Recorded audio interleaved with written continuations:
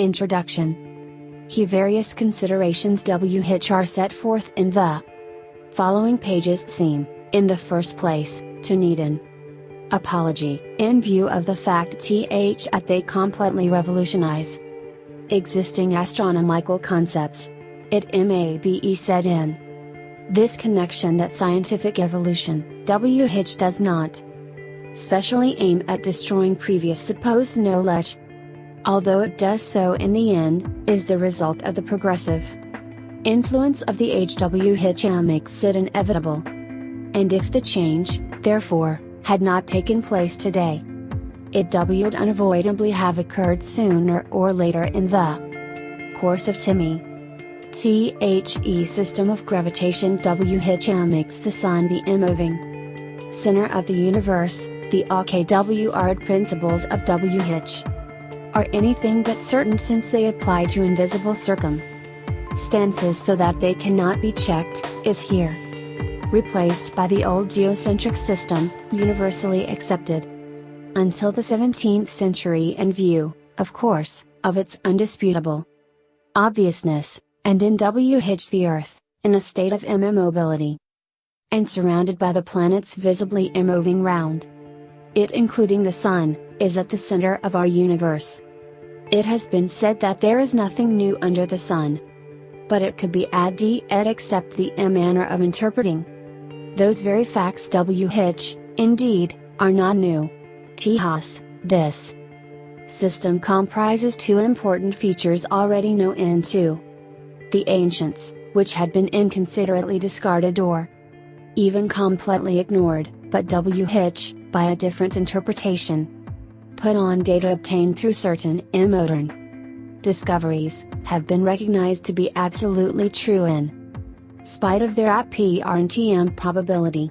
TWO facts which explain almost everything are: firstly, the positive existence above the Earth of a solid dome constituting the sky, and secondly, the non-immaterial nature of the planets and constellations, which are not physical masses, but merely luminosity manifestations without substance. Are the TWO circumstances which lead today to the fundamental transformation of astronomy. Further, the study of non-European cosmographies has provided a fresh outlook on the problem of the universe, and has furnished logical solutions to certain astronomical phenomena which could not be explained in the past. It is obvious that this work is incomplete, and also that it may be improved. It is, therefore, hoped that the assistance of various technicians, particularly in the field of optics, will help in due course to solve the remaining problems, as the important thing is not to try and prove ONE's infallibility, but to arrive at the truth. It is usual in the exposition of a new system to try and disprove the preceding theories which are now considered to be impracticable and obsolete, and it is to this end that the comments on gravitation and other hypotheses have been made. They should not be regarded as being directed against anyone in particular. The author acknowledges her indebtedness to all those who from the earliest times throughout the ages, have by their accumulated labor and efforts, made possible the realization of this work today. Chapter 1. Copernicus put forward the hypothesis of the revolution of the Earth round the Sun in order to explain the cycle of the seasons. His theory is not very satisfactory, seeing that the Earth is supposed to be at its greatest distance from the Sun in the summer during the hot weather, and at its shortest distance in the winter when the temperature is at its lowest. These unusual conditions, which clearly contradict the laws of nature as regards the effects of heat, are, it is said, due to the angle formed by the rays of the sun as they fall on the Earth's surface. It is also stated that the opposition of the seasons north and south of the equator is due to a tilt of the Earth, first on one side and then on the other, which conveniently occurs at the right moment. Nothing is said, however, of the shifting of the waters of the sea and rivers, which this change in the center of gravity and in the position of the Earth would inevitably bring twice a year. It might also be assumed that under those conditions, very high constructions would swerve from the vertical. The American skyscrapers and the Eiffel Tower, for instance, cannot be seen to lean right or left according to the seasons, although this should be a logical and natural consequence of the alternate inclination attributed to the Earth. It must reasonably be said that the circumstances, which readily explain in the most extraordinary and unlikely way the cause of the seasons, are not credible, especially in view of the fact that Copernicus, when he published his theories on the movement of the Earth and his treatise on the revolution of the celestial spheres in 1543, insisted on their purely hypothetical nature. He said, "The hypothesis of the movement of the Earth is only one which is useful to explain phenomena, but it should not be considered as an absolute truth." It was never his intention, it seems, that his theories should be taken in earnest by his successors. The motion of the Earth in space can be disproved by a comparison between the supposed speed of the Earth and that of the other planets, if we base our considerations on the principle that a body in motion creates an apparent speed equal to its own, in bodies it encounters, which is usually demonstrated by the experiment of a moving vehicle, such as a train. It is difficult to judge at first sight whether it is the train or what can be seen outside which is moving away. But one fact is certain, that is that the two speeds, one of which is real and the other apparent, are equal. For this reason, if the Earth were in motion, it would create in the planets and constellations an initial 2h even and Earth apparent speed equal to its own.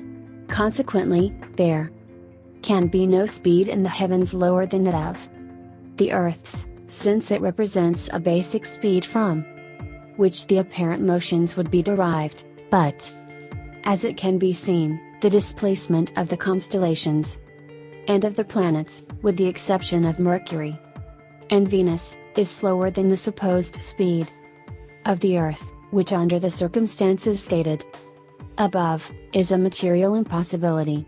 It should, moreover, be considered that the real speeds of the planets have to be added to the apparent motions created by the supposed movement of the Earth, with the result that the planets ought to pass before us like a flash of lightning.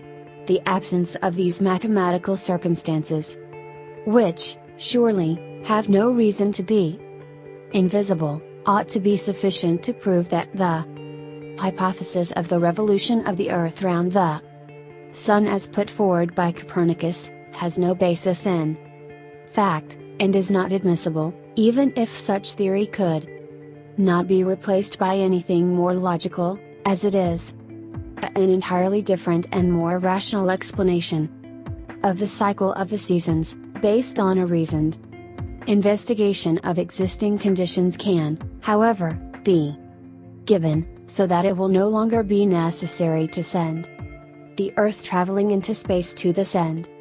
The essential feature of the year is its division into two equal periods of 6 months, based first on the predominating length of the days over that of the nights, and vice versa, conditions which are governed by the varying hours of sunrise and sunset, and secondly, by the either high or low height reached by the sun in the heavens at midday. The first cycle, during which the days are longer than the nights and the sun reaches its culminating point of the year. O in the non-revolution of the Earth round the sun 3h even and Earth extends from the spring equinox to the autumn equinox, that is March 21st to September 22nd, and the second cycle during which, inversely, the duration of the nights exceeds that of the days, and the sun descends to its lowest point of the year, extends from the autumn equinox to the spring equinox, that is September 23rd to March 20th. These two 6-month periods are also characterized by an opposition of temperature during the first cycle, which corresponds to spring and summer. The heat gradually rises and falls, while during the second cycle, which comprises autumn and winter, it is the intensity of the cold which progressively increases and decreases. It might be said that it is evident that the heat of the summer and the low temperatures of the winter result from either the high or low height reached by the sun at midday, and also from the alternate predominating length of the days over the nights, although it might not be absolutely certain that the variations of temperature are entirely due to these particular circumstances. But to what reason must be attributed the variations which exist in regard to the sun's daily height and the hours at which it rises and sets, which seem to determine the various temperatures of the year? These regular fluctuations must, necessarily, have an origin, and it might be remarked that no scientific research or speculation has ever been attempted in this direction. The sun has been compared by the ancients to a chariot drawn by steeds and to a boat manned by rowers, meaning by this that it is not self-propelled. Its movement, therefore, is derived from some external power, and in that case it would appear that the variations in the height of the sun and its hours of rising and setting are due to the passage and to the impulsion of two regulating successive currents, or cosmic breath streams, of 6 months each, that is of a warm increasing and decreasing breath stream prevailing from the spring equinox to the autumn equinox, followed by a cold, increasing and decreasing breath stream from the autumn equinox to the spring equinox, and the conclusion is that the impulsion of these two summer and winter cosmic breaths govern the height of the sun, and that they also have the effect of either advancing or retarding the hours of sunrise and sunset on which depend the respective lengths of days and nights.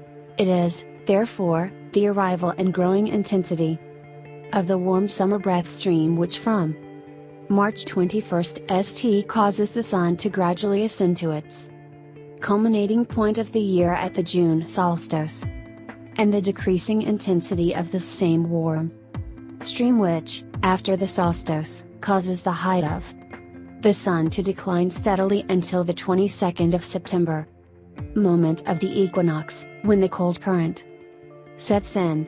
At the same time, the impulse of this warm cosmic breath stream has the effect of advancing the hour of sunrise and of retarding that of sunset, so that the days become longer than the nights. On the other hand, it is the arrival and growing intensity of the cold winter breath stream about the 23rd of September, which causes the sun to further descend to its lowest point of the year at the December solstice, and the decreasing intensity of this cold breath which, after the winter solstice, causes the sun to rise again until the 21st of March, when the warm breath takes over. At the same time, the cold current has the effect of retarding the hour of sunrise and of advance in the non-revolution of the earth round the sun 5 ing that of sunset, whereby the nights become longer than the days. As it can be seen, these two semi-annual cosmic currents or streams, warm and cold, each represent a complete breath comprising a rising phase of inspiration from the equinox to the solstice, and a falling phase of expiration from the solstice to the following equinox, and it is these two double phases of a duration of 3 months each, controlling the daily height of the sun and the hours of its rising and setting, which cause the four seasons. It may be explained that the principle of the existence of cosmic breaths is not new, and that it is to be found in the cosmogonies of the Orient. It has, here, in particular, been borrowed from a French translation of Hindu texts in which the movement of the sun was said to respond to the influence of universal breath streams. The author has adapted this theory to existing circumstances, thus permitting the specific respiratory nature of these cosmic breaths to be discovered. This fact is completely demonstrated, apart from the obvious parallel of the phases of inspiration and expiration rhythmically governing the lengths of days and nights and the height of the sun, by a comparison with another factor, which is the pause existing between inspiration and expiration. This pause is precisely reproduced by the solstice, which corresponds to the stoppage of the cosmic breath between the two phases.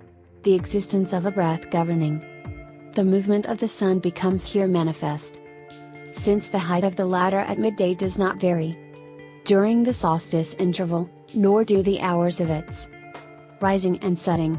The respective lengths of the day and of the night remain unchanged, the sun rising 6h even and earth and setting at the same hours for no less than 5 days. It could be added as a further proof of the existence of the cosmic breath, that the high temperatures of July and August, which are really abnormal, since it should be cooler as they occur when the days become shorter and the height of the sun decreases, are due to the fact that, as in the function of respiration, the pressure of the breathing out is greater towards the middle of the expiration phase, and consequently, the temperature rises. On the other hand, it is observed that the cold becomes more intense in January and February, although the days are growing longer and the decrease in the intensity of the cold breath is causing the sun to rise. This recrudescence of the cold is due to the same reason of pressure increase in the middle of the phase of expiration, and the cosmic breath being cold, it follows that there is a further drop of temperature during this period, from which it can be seen that the pressure of the respective cosmic breath streams is susceptible of warming or cooling the atmosphere, as the case may be, regardless of the height of the sun. In the non-revolution OJ the Earth round the Sun 7. It may be remarked yet during the time of the solstices, when the height of the sun at midday is stabilized for a few days either at its highest or lowest point in the heavens, man, by reflex, follows the cosmic conditions by stopping his working activities and taking a rest. These particular moments are also the occasion of religious Christi festivals, Christmas at the winter solstice and Corpus Christi at the time of the summer solstice, which points undoubtedly to the existence of an association between the sun and Christ. This association exists also in the case of the Easter festival of the resurrection of Christ, which in reality celebrates the solar new year. Easter takes place on the Sunday following the new moon after the spring equinox on March 21st, which date marks the beginning of the spring and summer cycle of the sun, when the height of the latter at noon begins to rise over the equator according to the actual astronomical way of reckoning th and solar declination h even and earth. It is also obvious that the opposition of the seasons north and south of the equator result from the corresponding opposition in the circulation of the two breaths round the earth, that is, when the warm breath is in the northern hemisphere, the cold one is in the other, and vice versa, so that it is simultaneously summer in one part of the world and winter in the other. Thus, the warm 6-month breath which commenced in the northern hemisphere at the spring equinox, comes to an end at the autumn equinox, about the 22nd of September, when the transposition of the warm and cold breaths takes place. The warm breath passes in the southern hemisphere for the spring-summer cycle, and at the same time the cold breath leaving said hemisphere enters ours for the autumn-winter cycle. The respective intensities of the two breaths, both at the end of their expiration phase at the moment, are, thus, equalized so as to permit their transposition, and at the same time, the lengths of the day and night find themselves also equalized to 12 hours each in both hemispheres. It is also most probable that the atmospheric disturbances which prevail at the time of the equinoxes are due to the mutual replacement of the breaths, and to their passage in a different part of the world. It should be added, however, that in the above theory concerning the cycle of the seasons, the cosmic breaths do not act directly on the sun, but that there are intermediate circumstances which will be dealt with later on with regard to the origin itself of the sun. Chapter 2. ONTHEFACTTHATTHEARTHEARTHDOSNOT ROTATE ANDONTHEXISTENCEOFADAYANDOF ANIGHT COSMICBREATHSTREAM. Copernicus had evolved another theory, which he also explains in his treatise on the revolution of the celestial spheres, that if a body is to revolve round another, the first one must have a spherical shape and rotate about its axis in the manner of a spinning top. Consequently, in order to make this notion fit in with the movement of the earth round the sun which he had devised in order to explain the seasons, he suddenly decreed that the earth was round, contrary to the general opinion at the time, and then proclaimed that it had a movement of rotation about its axis. The great inconvenience in this proposition is that the rotation of the earth cannot be seen to exist, either with regard to the position of the sun or clouds during the day, or of the moon and other planets by night.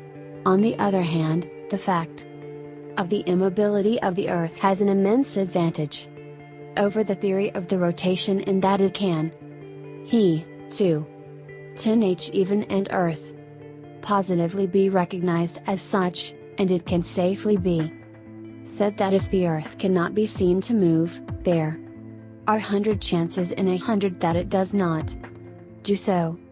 The theory of the rotation of the earth, however, may once for all be definitely disposed of as impracticable by pointing out the following inadvertence. It is said that the rotation takes 24 hours, and that its speed is uniform, in which case, necessarily, days and nights should have an identical duration of 12 hours each all the year round. The sun should invariably rise in the morning and set in the evening at the same hours, with the result that it would be the equinox every day from the 1st of January to the 31st of December. One should stop and reflect on this before saying that the earth has a movement of rotation. How does the system of gravitation account for the seasonal variations in the lengths of days and nights if the earth rotates at a uniform speed in 24 hours? At all events, we have previously seen that there is no such movement as the revolution of the earth round the sun, and as the rotation was its sine qua non, it automatically fails at the same time. There is also reciprocal invalidity, if the rotation is manifestly impossible as demonstrated above. The translation which was uniquely derived from this movement becomes void. Further, if flying had been invented at the time of Copernicus, there is no doubt that he would have soon realized that his contention regarding the rotation of the earth was wrong, on account of the relation existing between the speed of an aircraft and that of the earth's rotation. The distance covered by an aircraft would be reduced or increased by the speed on the fact that the earth does not rotate in of the rotation according to whether such aircraft traveled in the same direction, or against it. Thus, if the Earth rotates, as it is said, at 1,000 kilometers an hour, and a plane flies in the same direction at only 500 kilometers, it is obvious that its place of destination will be farther removed every minute. On the other hand, if flying took place in the direction opposite to that of the rotation, a distance of 1,500 kilometers would be covered in 1 hour, instead of 500, since the speed of the rotation is to be added to that of the plane. It could also be pointed out that such a flying speed of 1,000 kilometers an hour, which is supposed to be that of the Earth's rotation, has recently been achieved, so that an aircraft flying at this rate in the same direction as that of the rotation could not cover any ground at all. It would remain suspended in midair over the spot from which it took off, since both speeds are equal. There would, in addition, be no need to fly from one place to another situated on the same latitude. The aircraft could just rise and wait for the desired country to arrive in the ordinary course of the rotation, and then land, although it is difficult to see how any plane can manage to touch ground at all on an airfield which is slipping away at the rate of 1,000 kilometers an hour. It might certainly be useful to know what people who fly think of the rotation of the Earth. It could also be said that if the Earth did rotate, such motion, as in the case of its assumed revolution round the Sun, would create in all directions apparent fast and erratic movements of the planets and constellations. Whereas, in fact, the movements ruling in the heavens are extremely slow and perfectly orderly. And notwithstanding the artless explanation that has 12h even and Earth been offered that everything goes so fast that nothing can be seen to move at all, it has also been endeavored to explain day and night, probably by way of giving an opportune and additional utility to the rotation, apart from its indispensable role in the assumed revolution round the Sun, by the fact that the two halves of the Earth are alternately exposed to the rays of the Sun in 24 hours. But day and night do not result from a play of light and shade caused by a turn of the Earth. As it can be realized by anyone, daylight is produced by the arrival and passage of the Sun, and night by the disappearance of the latter. It is daylight when the Sun rises, and night when it sets. There is no need at all for the Earth to revolve in order to create these facts of nature, the cause of which is evident and sufficient unto itself. A factor, however, other than the presence and absence of the Sun, might be taken into account in the alternation of day and night.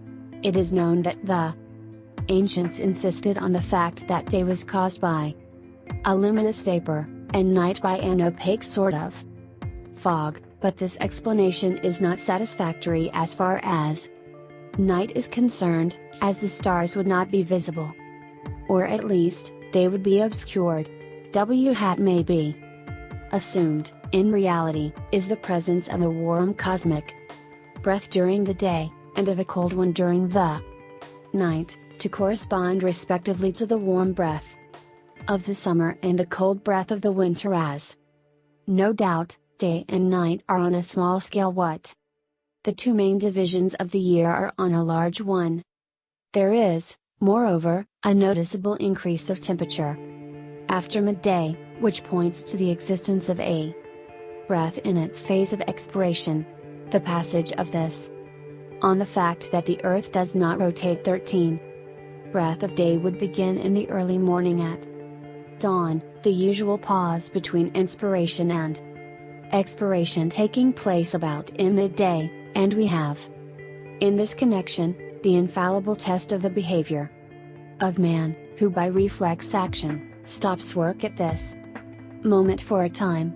The passage of the warm day breath would, then, end at dusk upon the arrival of the cold night breath stream. it might be considered that the breadth of day has a certain luminosity in view of the fact that it at daylight, long before sunrise, and also that the light persists after sunset, as well as during total eclipses of the sun.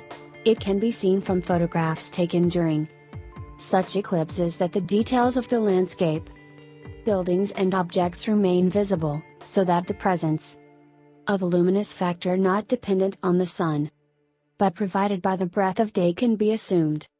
The cold breath of night would, inversely, flow from nightfall to dawn, with the usual interval some time after midnight.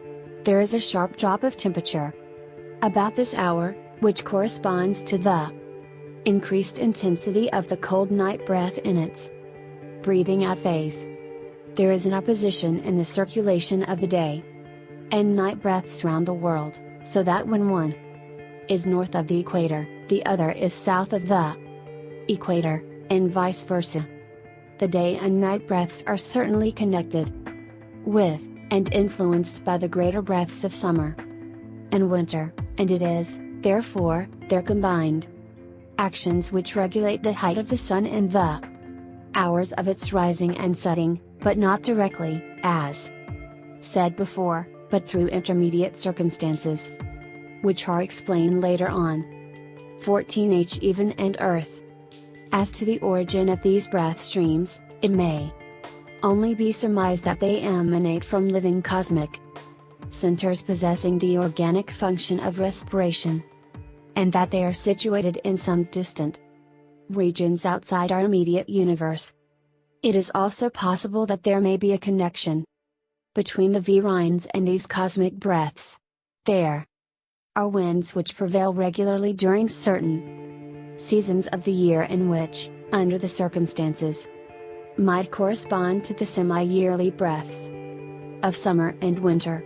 Further, high-flying American airmen have reported the existence of a vast, high-altitude current of air, 6 miles deep and 300 miles wide, circling at a fantastic speed round the northern hemisphere, and from Australia similar reports indicate the presence of a corresponding high-velocity airstream south of the equator. There might be an analogy between these recently discovered air currents and the semi-annual cosmic breath streams. As to the breath of day, it might have a connection with the lesser winds which rise in the morning and drop in the evening. It would also appear that the breath streams are accompanied by vibrations or cosmic pulsations, the breaths of day and night, by 12 pulsations each, which are the hours, and the semi-annual breaths of summer and winter, by 6 great pulsations each, of a duration of 30 days. These are the months. It could be added that it is probably the regular and constant flow of these cosmic breaths which constitutes the passage of time. 15. Chapter 3. ONTHEREVOLUTIONOFTHEPLANETSROUND THEARTHANDNOTROUNDTHE Sun. Carotell the planets, including the Sun, revolve round the Earth. These circumstances cannot be denied, since they are plainly visible, either in the ordinary way with the naked eye, or with the help of the telescope. It can be said, in this connection, that in the case of a science which should be based exclusively on observation and not on speculation such as astronomy, the evidence of the senses is the only factor upon which conclusions can, and must be based. This method of investigation by means of the senses is neither primitive nor naive, as has been suggested. It is used in all existing sciences, except in occult research, where invisible phenomena are described as real, and exactly, it may be remarked. As in the case of the gravitation system, if the planets can be seen revolving round the Earth, it is for the decisive factor that they do revolve in such a way. It is asserted that this is not so, and it is maintained that the Earth and the planets revolve round the Sun. 16H even and Earth. WE note with astonishment, however, the bizarre and definitely suspicious fact that these planetary movements are not visible. They cannot be seen and yet they are called real. How then can these movements be proved and their speed be ascertained since they are invisible?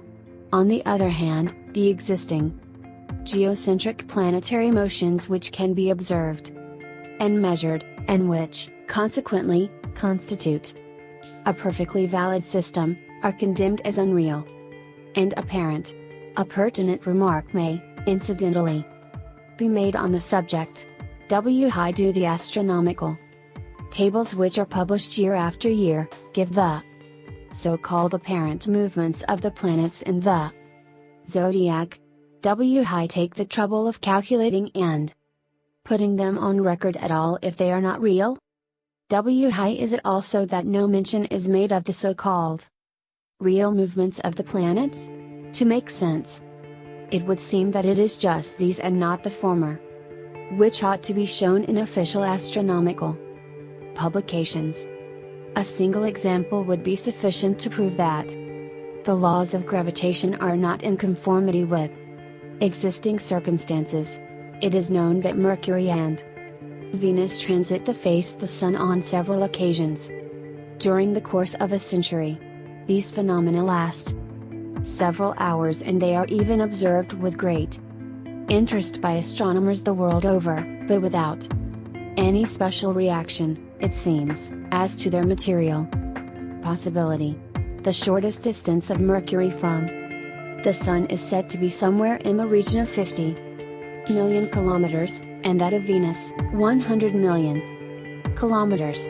Consequently, if these two planets do really revolve the Sun, they cannot transit it except by means of an enormous distortion of their orbits. On the revolution of the planets round the Earth 17, lasting several hours. This constitutes, therefore, a serious deviation from the laws of gravitation, and their impracticability is exposed. The transit of the Sun by Mercury and Venus is only possible through a general motion of revolution of these planets round a central point, which, in the circumstances, is the Earth. It is not either explained how the laws of gravitation manage to adapt themselves to the retrograde motion of the planets. Mercury, several times per year retrogresses and becomes stationary altogether for a month. This also occurs, less frequently but at regular intervals, in the case of Venus and Mars, and for the heavier planets during much longer periods. These numerous and prolonged retrogradations and interruptions in the movements of the planets ought, therefore, to dislocate the orbits and the speeds, since the movements around the Sun are supposed to be elliptical and uniform, but no mention is ever made of these difficulties. Another inconsistency can be pointed out: the fact that the planets move round the Earth is rejected on the strength that these revolutions are only apparent. But, on the other hand, the motion of the Moon round the Earth is accepted as real. There is, however, no difference whatsoever between the course of the Moon and that of the other planets. They can be seen all together and at the same time moving round the Earth. How should it be decreed against all evidence that the Moon alone does so, and what is the motive which underlies these illogical exceptions?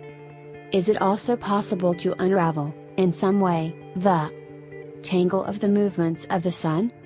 Although it can be seen moving from east to west, the Sun is said to advance with the constella 18H even and Earth shins in the opposite direction at a speed of 1 degree per day, which signifies that it stays practically for 24 hours, 1 day and 1 night, in the same part of the heavens. It is, further, retrograding, also with the constellations, by 50 seconds of a degree per year. At the present moment in the sign of Pisces, which thus becomes its domicile for a period of 2160 years, which means that it will stay 72 years at each of the 30 degrees of this sign. It has an apparent motion from east to west of 1 degree in 4 minutes. It rotates on its axis in 24 days in the region of its equator, but in 25 days at the poles. It proceeds at a prodigious pace, and this is its principal motion, in the direction of a particular spot of the sidereal expanse which has been identified as being the constellation of Hercules in the sign of Scorpio, which it will reach in X million years, while we learn from the astronomical ephemeris that it moves through this sign in its entirety every year from October 24th to November 23rd. How can it be said that the Sun, unless it is endowed with the faculty of ubiquity, is simultaneously invisibly present in different parts of the universe, moving forward and backward all at once? When it can be seen every day moving across the heavens above the earth? One is now able to understand the reasons why no reference at all is made to the movements of the Sun in certain modern encyclopedias. Of all these multiple solar movements, nothing at O in the revolution of the planets round the Earth 19. All can be seen. The only thing that one does see, in fact, is that the Sun rises in the east in the morning and sets in the west in the evening, after having slowly moved across the dome of the sky during the day at the real speed, since it is observed and measured, of 1 degree per day. The Sun has absolutely no other movement. To any well-balanced mind, the conclusion is that the system of gravitation, in view of all its contradictions and inconsistencies, is imaginary and not acceptable. Galileo's reaction in this connection may be recalled, when in a letter of the 4th of August 597, to Kepler, who was pressing him to support the new dogmas, he replied that he would not hesitate to do so if he were not afraid of being loaded with ridicule. It should also be remembered that the principles of gravitation, such as they were definitely formulated by Newton in 1686, were not accepted in scientific circles, particularly in France, without resistance. The theory made its way only with the greatest difficulty, continuous objections being for a considerable time raised from all sides. It appears, however, that pressure and the policy of laissez-faire gave it a clear scope in the end. It would, nevertheless, be most instructive and interesting to read the contemporary comments on this question. The objection could be raised that masterminds, scientists and academicians the world over, have for nearly 300 years accepted these theories without hesitation, and that it is inconceivable that they could have been mistaken, or that they should have been deceived, without meaning to cast any reflection on the intellectual faculties, or on the judgment of these leading figures in the world of science. 28 Heaven and Earth. It can be said, either, that they were not competent in astronomical matters, a fact which does not constitute mental inferiority, or they lacked the moral courage to admit what they thought in their conscience of these incomprehensible abstractions. Galileo, as well as the others, without doubt he was convinced of the immobility of the earth, but he had to submit to the diktat of error in order to escape from the difficulties which would have assailed him till the end of his days, as he implied in one of his letters, if he had not given in. We repeat that all the planets, including the Sun, whether their composition be material or not, revolve round the earth, which, as stated by tradition immemorial, the word of Scripture and the authority of the Church, is in a complete state of immobility at the center of our universe. The revolution of the planets takes place in a direction which we describe as from east to west, but it Should be noted that in the paintings which cover the walls of very ancient Egyptian tombs, the sun is seen to rise in the west and set in the east. It is probably from this fact that Plato evolved his theory that during certain periods of time, the revolution of the planets takes place in the opposite direction, but the rational explanation which can be attached to this supposed reversal of the planet's motion assumed by Plato, is simply that the Greek geographers reproduced the maps of the world, as it was known in those days, the viewing way up, so that the poles and the 4 points of the compass were reversed, and this error would not be surprising considering the lack of accurate topographical information in those times. Thus, if a mistake has been made in the revolution of the planets round the Earth 21 orientation of the Earth by the Greeks, the result would be that the southern hemisphere and its constellations is really the northern hemisphere, and vice versa. Australia would then be at the top of the world and Canada at its lower end.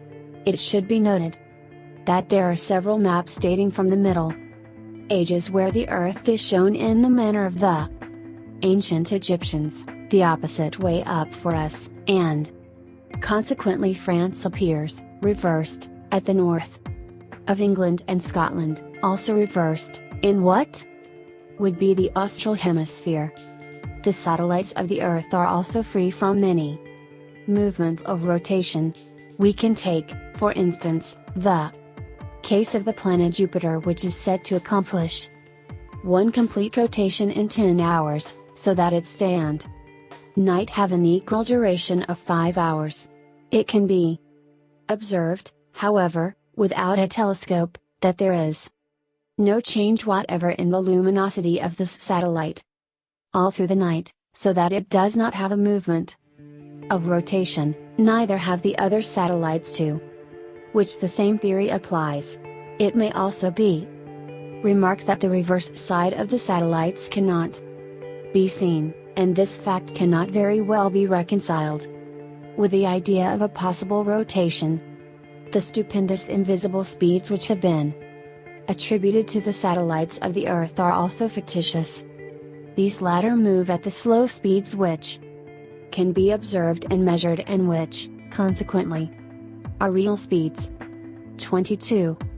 Chapter 4. ONTHE Solid DOMEOFTHE Sky. From the earliest times it has been believed and said that the heavens were not an empty space, but a solid surface. The Chaldeans and Egyptians regarded the sky as the massive cover of the world, and in India and Persia it was thought to be a metallic lid. Flat or convex, or even pyramidal. Up to the 17th century the Earth was always regarded as the center of an empty sphere with solid walls, and on this account, it was always represented with a cover. This indispensable complement, however, was eliminated upon the advent of the theory of gravitation, for convenience sake, as a solid dome limiting the space round the Earth would have rendered impossible the extravagant motions of the planets which were sent revolving in the air at phenomenal distances. Thus, from this time, the fact universally accepted for thousands of years that the sky is a firm surface, completely disappeared.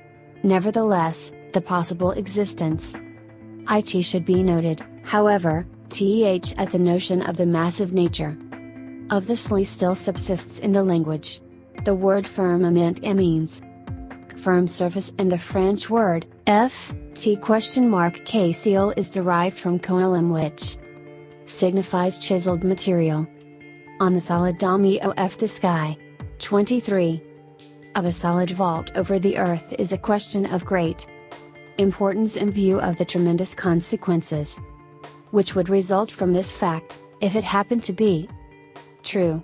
There is no doubt that the general reaction is one of incredulity, but, on the other hand, it can be considered that it is not without reason that the ancients believed in the existence of the material vault of heaven, nor without reason, either, that this notion should have been consistently handed down through the ages since the earliest times up to the I-7th century.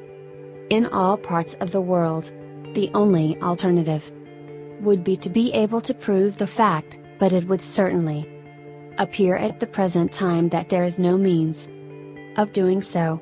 It may be discovered, however, that a solid dome effectively exists above our heads, in an indirect and quite unexpected manner, which the erroneous interpretation put on the composition of the planets had not so far permitted to do. It can be stated at this juncture, by anticipating on the next chapter which deals with this particular subject, that the planets are not solid, opaque masses of matter, as is believed. They are simply immaterial, luminous, and transparent disks, and in view of these circumstances, it is plain that the craters, asperities, mountains, and valleys which were thought to exist on the surface of these imaginary masses, are the topographic features of the solid vault of the sky which are illuminated and thrown into relief by the luminous and transparent disks which we call planets.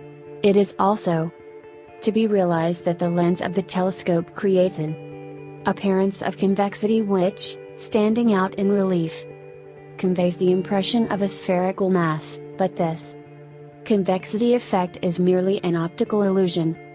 24H Heaven and Earth.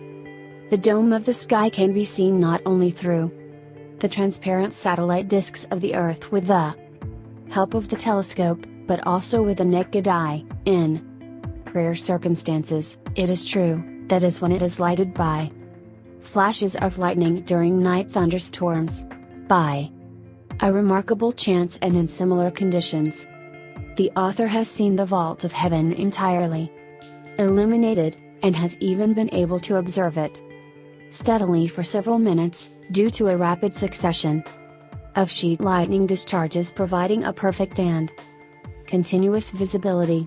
The remark may now be made that, if the ancients maintained that the sky was a solid mass, it was for the reason that they had ascertained the fact in the same circumstances, as many observers will now be able to do in the future.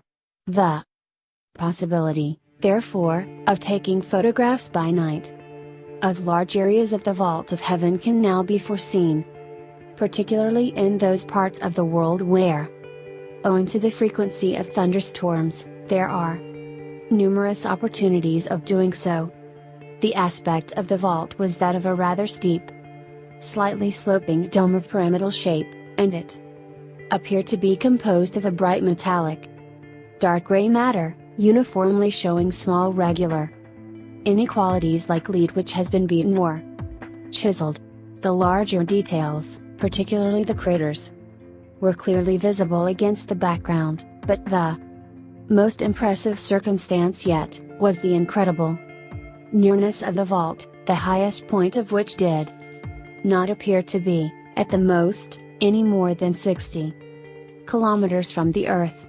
It may be recalled in this connection that in one of the texts of Homer, it is stated that the height of the bell-shaped vault which surrounds the Earth is only twice that of Mount O in the solid dome of the sky 25. Olympus, approximately 6 kilometers.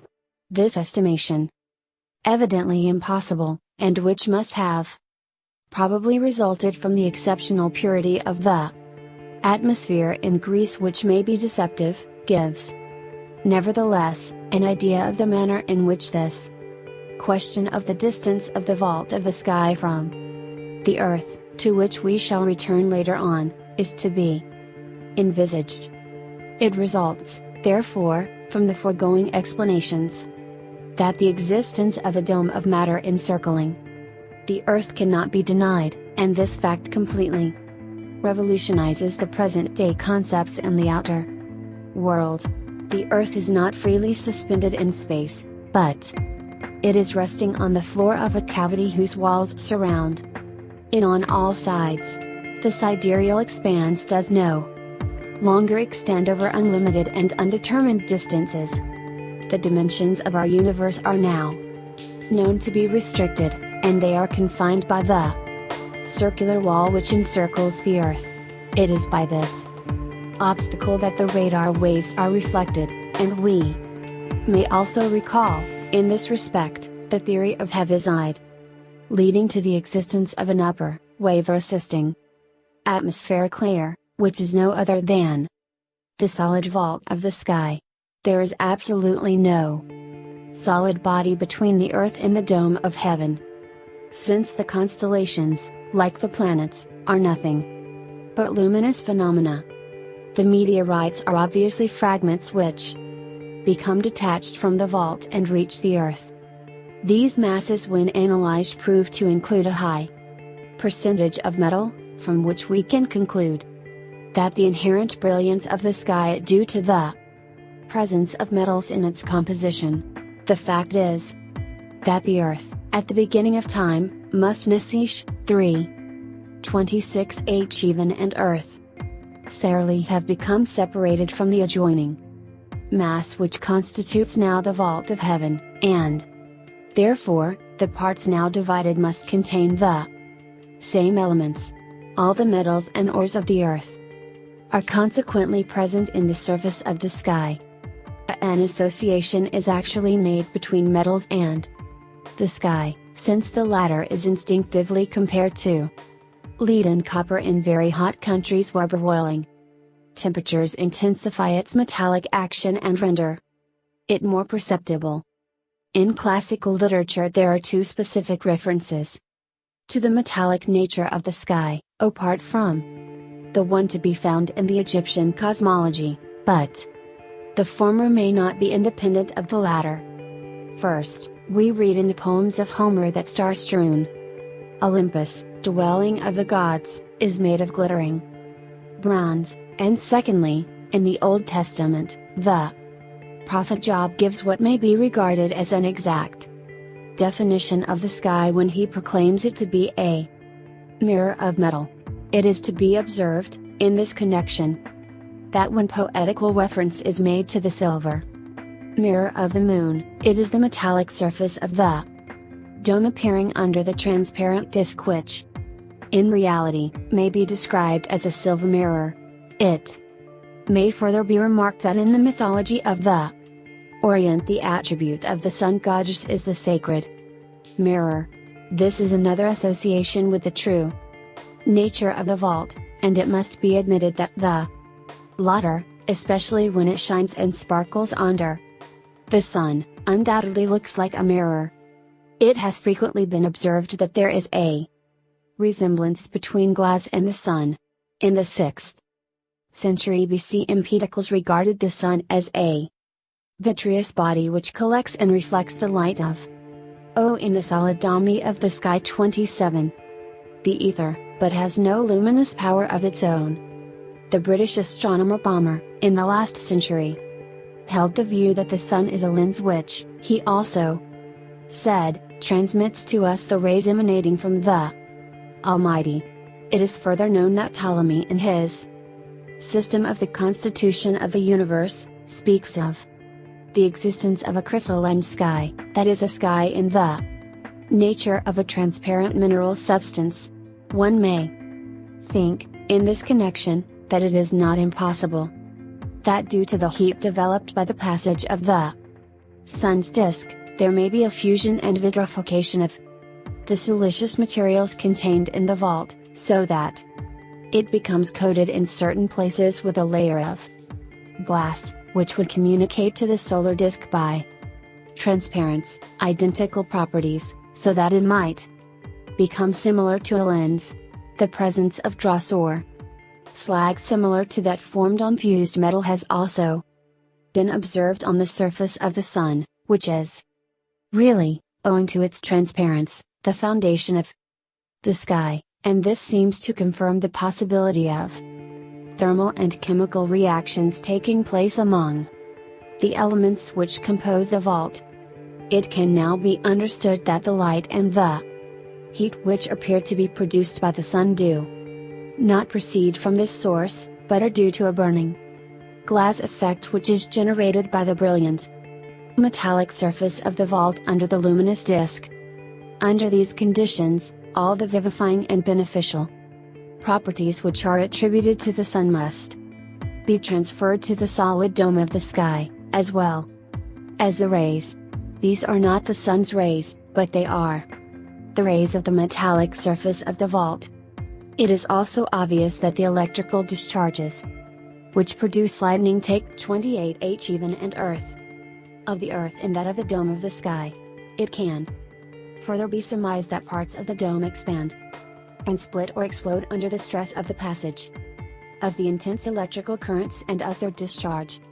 Hence the short detonations called thunder claps, which are later amplified into loud rumblings and reverberated in the interior of the vast cavern which contains the earth.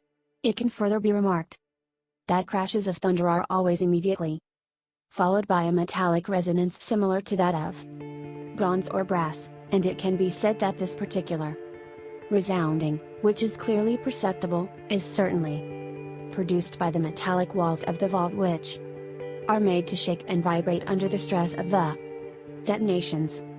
The ancients have said that rain is part of the waters which exist on the other side of the vault and which pass on to the side through cracks. It may be remarked, in this connection, that rain is always discharged at the end of a thunderstorm, that is, after the sound of the splitting of the dome, otherwise the thunder has been heard, and this fact would seem to substantiate the theory of the ancients concerning RAM. Lightning is a phenomenon which results from the electrification of the vault, but it must be explained that the luminous branches and ramifications which are observed in what is called forked lightning are not lightning at all, strictly speaking, neither do they traverse the atmosphere as is believed. They correspond to luminous electrical currents which travel in the vault of the sky itself, where they follow irregular tracks, probably metallic veins, and it can also be seen that they adopt the convex shape of the vault. In the solid DOMEOF the sky 29. These currents contribute eventually to the accumulation at a certain spot of the quantity of electricity which is required to cause a discharge towards the Earth, which occurs then in a direct line. The comets, meteors and shooting stars are phenomena which also have their origin, like the so-called forked lightning, in the mass of the vault. The author definitely knows this to be the case. Comets are spontaneous luminous manifestations which are created by electrical reactions occurring in the vault of the sky, and this explains their unexpected and sudden appearances, as well as their rapid and erratic movements, indifferently direct or retrograde. The passage of a comet is not accompanied by sound. That is to say that there is no electrical discharge like in the case of lightning, which causes the vault to split and detonate. It can be surmised that lightning takes place in the thickness of the vault, whereas a comet is a surface phenomenon. The orbit of comets, which may be seen to sweep across the vast expanse of the sky, is described as parabolic. This means, in fact, since the passage takes place on the surface of the dome, that the orbit follows exactly the curvature of same and acquires, therefore, a seemingly parabolic shape. The formation of comets seems to be due to the influence of the satellite disks of the Earth as they pass at certain points of the vault of the sky. Otherwise, when they occupy cn degrees of the zodiac, particularly the 29th degree of Sagittarius. In the case of Encke's comet of December 21, 1795, the Sun was at the 29th degree of Sagittarius. In that of Brooks' comet of November LLTH, 1911, Mercury was passing at the same degree, and again for 30 even and Earth. Donati's comet, October 2, 1858, it was Mars which was effecting its passage at this very spot. The same remark applies, moreover, to the third degree of various signs, particularly Gemini. In the last case mentioned, that of Donati's comet, Uranus was at the third degree of Gemini. For Halley's comet, which returned on March 4, 1910, Mercury was at the same degree, Venus at the second degree of Libra, Mars at the second degree of Cancer, while simultaneously Saturn passed at the 29th degree of Aries, etc. All these circumstances, which cannot be coincidences, point evidently to the existence of a mathematical law governing the formation of comets through the combined agencies of the satellites when they passed simultaneously at various degrees of the zodiac, and since the satellites have a regular motion, it follows that the periodicity of comets, if it does exist, may be due to this fact. Shooting stars are not to be confused with the stars in the ordinary sense, which form the constellations and move at a very slow pace. They are luminous manifestations which glide rapidly on the surface of the vault of heaven, without any electrical discharge towards the earth. They are, thus, related to vault lightning, especially as they sometimes can be heard to emit crackling sounds like sparks. Meteors are also luminous phenomena resulting from electrical reactions which occur in the vault of the sky. It has been observed that they are frequently accompanied by detonations and by a sound similar to that of thunder, which is, therefore, caused by the splitting of the dome, so that there can be no doubt as to their real origin. It has been calculated that the height of meteors never exceeds 90 kilometers, and O in the solid dome of the sky 31. This figure confirms the estimate which is given further on of the probable distance of the vault of the sky from the surface of the earth. From the ancients we know that the heavens at the beginning of time were adjacent to the earth, which is consistent with the primeval dislocation from the surrounding mass, and that they were progressively lifted in the course of ages. This rising of the vault could not have been very great. The mere fact that the latter can be seen through a telescope under the satellite disks of the Earth, as well as with the unaided eye, as stated previously, indicates that it cannot be very far away.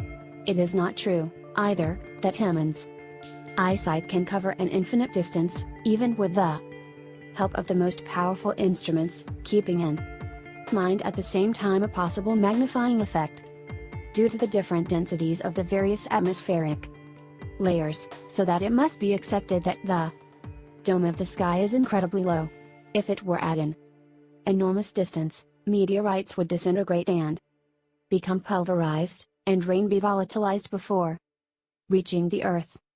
There is not, and there never will be, an absolutely reliable method whereby the exact distance separating the surface of the earth from the sky may be ascertained.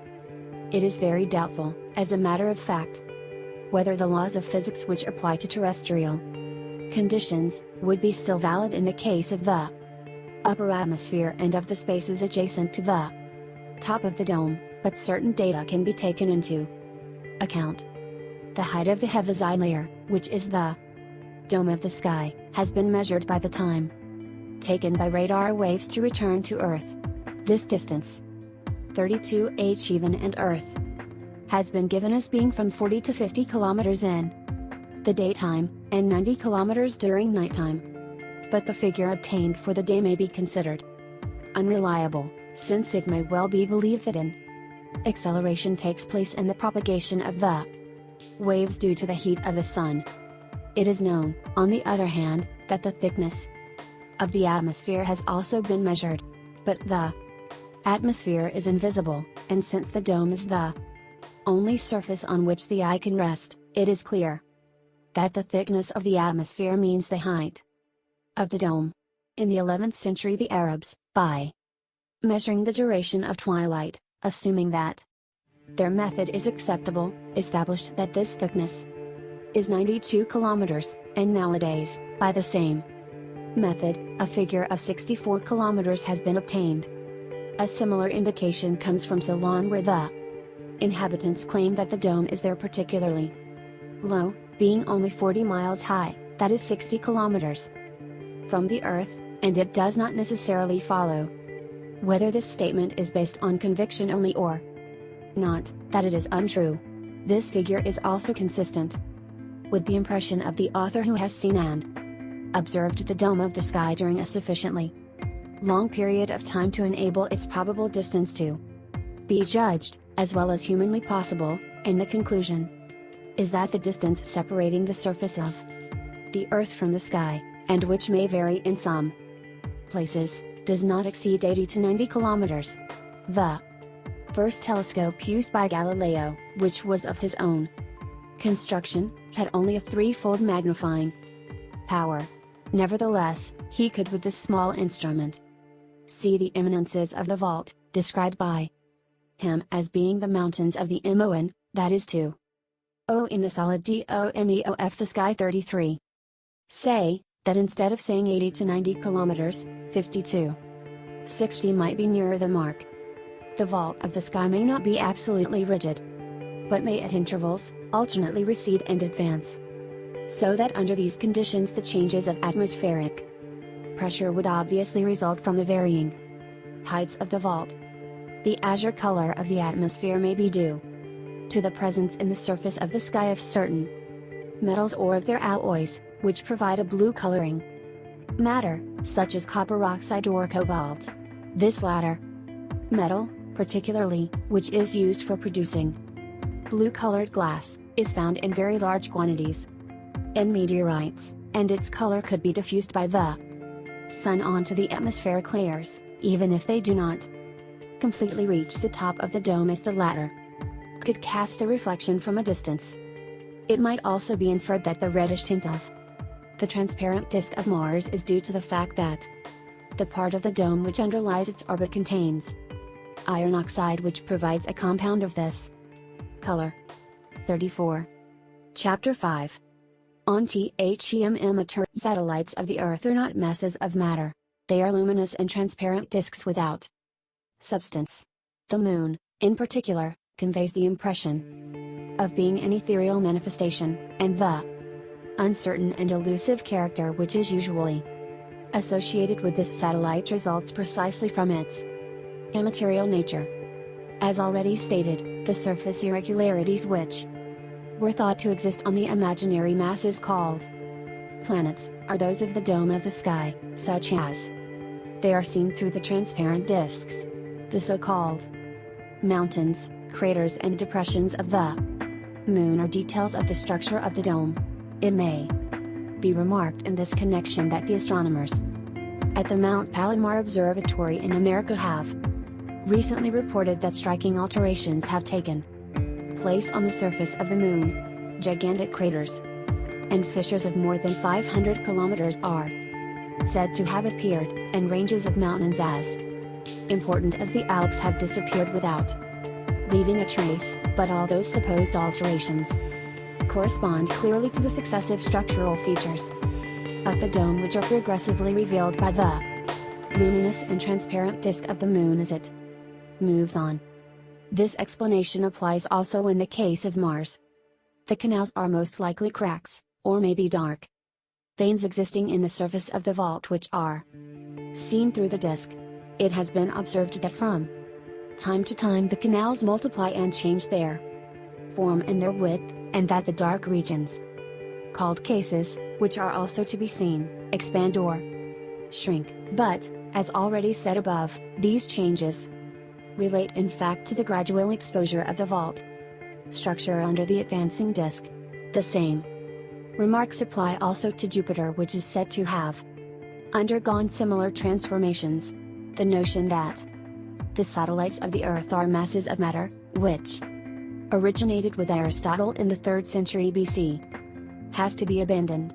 There are no solid bodies traveling in space, and the use in the vocabulary of the word planet, which has this erroneous meaning, is no longer justified. It could further be said, concerning the true composition of the satellites of the Earth, that it might have been discovered before today that the latter are not masses of matter, in view of the fact that they are able to remain at a standstill for several days during the pause which follows their retrogradation, irrespective of whether they are held to revolve round the Earth or the Sun. It is obvious that during this time, the supposed compensating forces which are said to result from the movements of the planets on the immaterial nature of the satellites of the Earth 5.36 even and Earth, and thereby hold them in space, would cease to operate, due to the absence of motion. The only physical law to which the planets would then be subjected would be that of gravity, and, under the circumstances, they would normally be precipitated on Earth, or on the Sun as the case might be. The fact that the satellites are able to remain suspended in space for days during the stationary period which follows retrogradation indicates that they are not masses of matter, and that they can only be luminous manifestations, which fact is compatible with the impressive silence ruling in the heavens. It was recognized from the earliest times that the satellites of the Earth, particularly the Sun and the Moon, were not solid, opaque bodies. They were, first, until Aristotle, considered to be souls or spirits, which does not imply a physical nature. To the ancients, they were simply lights, and they gave the Sun and the Moon a very apt name. They called them luminaries. Xenophanes, in the 6th century BC, thought that the Sun was an accumulation of sparks resulting from the influence of the Earth. Several other physicists believed that it was a vitreous body, or a lens reflecting the light of the ether, and this theory, which is based on observation, is logical, considering that the metallic nature of the surface of the dome of the sky was probably unknown at that time. As for the Moon, it is said that ages ago, long before the beginning of the Christian era, the Babylonian astronomer priests were teaching in their temples that it was a reflection of the Earth. This supposition of reflection is exact, but that of the origin of the reflection is not, for the lunar disk, which is as perfectly circular as possible, cannot be a reflection of the Earth since the latter is not round. Copernicus was the first to assign this shape to the Earth in order to support the rotation. It should, moreover, be borne in mind that the circular shape which the Earth appears to affect is merely due to the convexity of the dome of the sky which bounds the horizon.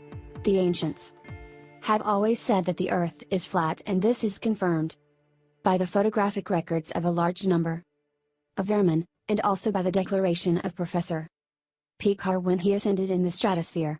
It is, further, difficult to believe, as it has been explained, that the inhabitants of the Antipodes, as a natural consequence of the rotundity of the Earth, are able to stand and walk, feet on earth and head down, in the manner of insects crawling on a ceiling. We may reasonably think that the inhabitants of the whole world walk in the same manner as we do, and on the same plane, which is the horizontal surface of the Earth, and it is undoubtedly that which would be seen if Australia could be reached by television. Since concrete notions have now been obtained concerning the existence of a circular vault round the Earth, it logically follows that the latter is a plane surface, apart, of course, from the irregularities of the mountains, which fills with the oceans the lower part of the cavity in which it is situated. The polar regions would, therefore, lie flat and extend to the base of some of the circular walls surrounding the Earth. It would, thus, appear that the satellite disks are not reflections of the Earth like the Babylonians believed.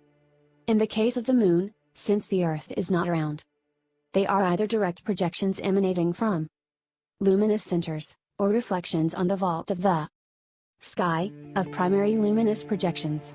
It has been, in the immaterial nature of the satellites of the Earth YI 38H even and Earth. Fact, said by the ancients, speaking of the Sun, that it is only a reflection of a much greater and more powerful Sun existing in an exterior universe. If either of these two alternatives is correct, the great difficulty, however, which still remains to be solved in a satisfactory manner, is the motion itself of the satellites.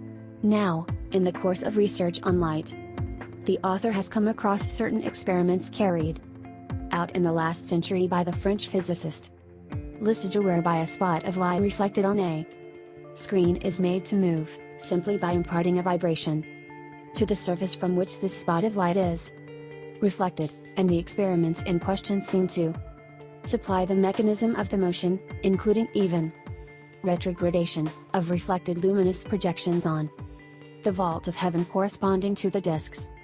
In these demonstrations, rays of light are allowed to fall on a mirror fixed to one branch of a tuning fork. The spot of light thus obtained is reflected from the mirror onto a second one similarly attached to another tuning fork, and from there again reflected on a screen. The screen, in this comparison, corresponds to the vault of the sky, and the spot of light to the various satellite disks of the Earth.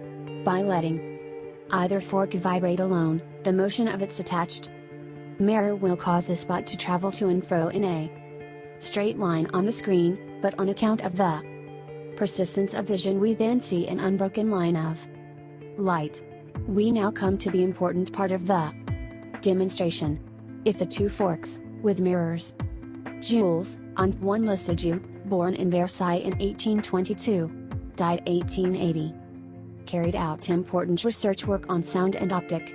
His reputation was established by his Études d'optique des mouvements vibratoires, 1873. Attached, vibrate together, the spot of light then describes a curve, the form of which varies according to the rate of vibration. The continuous luminous curve is also created by a fast to and fro motion of the spot of light, like the straight line obtained previously by the vibration of one of the reflecting mirrors only. Under these conditions the satellite disks of the Earth may result from similar circumstances. That is, two successive reflections, the last one onto the vault of the sky, of a primary luminous projection, the motion being automatically created, as well as the curved line of the orbit, by the vibratory modes of the surfaces from which they are reflected, as per the demonstration. If we suppose the existence of slow vibrations, the retrogradation, which corresponds to the to and fro motion of the spot of light as reflected on the screen, would be obtained, but in the case of the sun and the moon, which do not retrograde, the vibrations of the reflecting surfaces would be fast in order to conform to that part of the experiment, where due to the persistence of vision created by the rapidity of the vibrations, a continuous curve is produced. It would, thus, appear that since the results obtained by Lissajous reproduce the characteristics displayed by the satellite disks of the Earth as regards their origin and their motion, this explanation could be accepted if experiments were carried out, thereby ascertaining the suitable vibratory motions to be applied to the reflecting surfaces. It is probable that a complete reconstitution of the cosmic device could be effected before becoming aware of the Lissajous tests, which now seem conclusive. The author was of opinion that the motion of the disk satellites of the Earth was due to a natural on the immaterial nature of the satellites 0/the Earth 39, 40H even and Earth, although unexplainable, moving projection device. Since the fast or slow, either direct or retrograde movements, as well as the period of immobility of the satellites, can all be reproduced by the mechanism of cinematography. As to the origin of the vibratory agents, the author's theory is that they result from the passage of the semi-annual and daily cosmic breath streams, of which they follow the increasing and decreasing phases.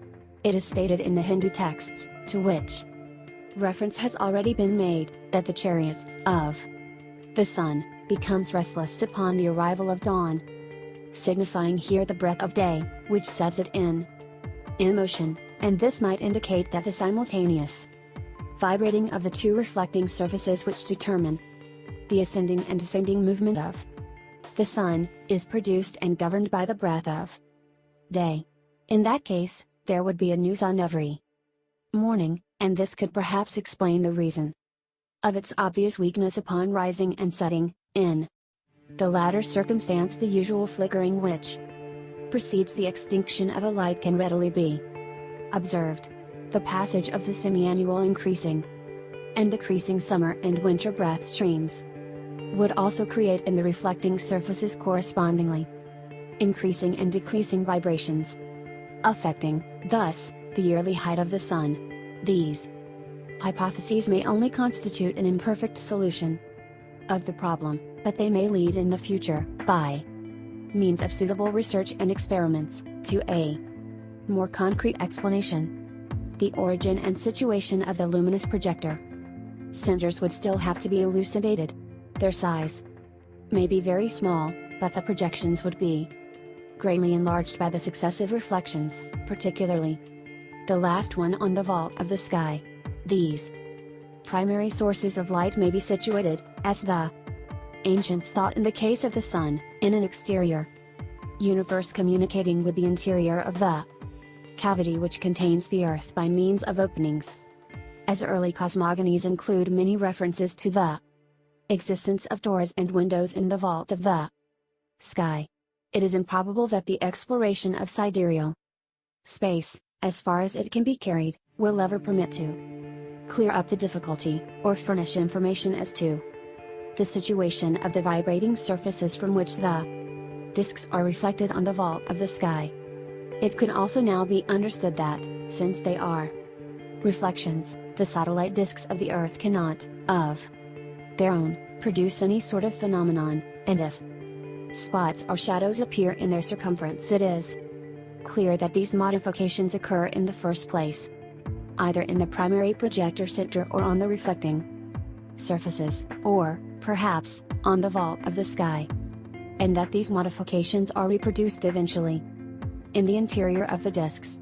Circular currents, moving at unequal speeds at various latitudes, have been observed in the Sun, and as these appear to represent a rotary motion, it has been assumed that the latter rotates on its axis at a speed of 24 days in the region of its equator, and of 25 days in the case of its other latitudes, but it can be understood that these currents, or vortices, exist either in the primary projector center, or in the reflecting surfaces, and that they are represented in the interior of the solar disk, although these manifestations might also be due to the disk's motion on the reflecting convex walls of the sky.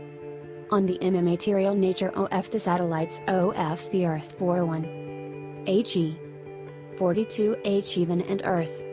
Some secondary satellites, or moons, are also said to have been discovered around the satellite disks of the Earth, but they can be assumed to be optical illusions, and that if they are not caused by a distortion of vision in the objective, they may result from a multiple refraction of the primary disk on the adjacent walls of the dome. It is necessary to recall what has previously been said concerning the short distance of the vault. Consequently, the luminous disks, called planets, which move on the ladder, are also less than 100 kilometers from the Earth. Point 43. Chapter 6.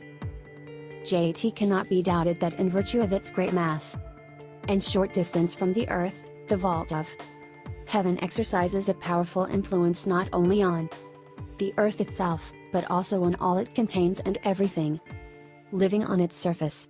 The vault generates and discharges the energies which, under the name of cosmic waves, rays or radiations, are day and night incessantly received from outer space.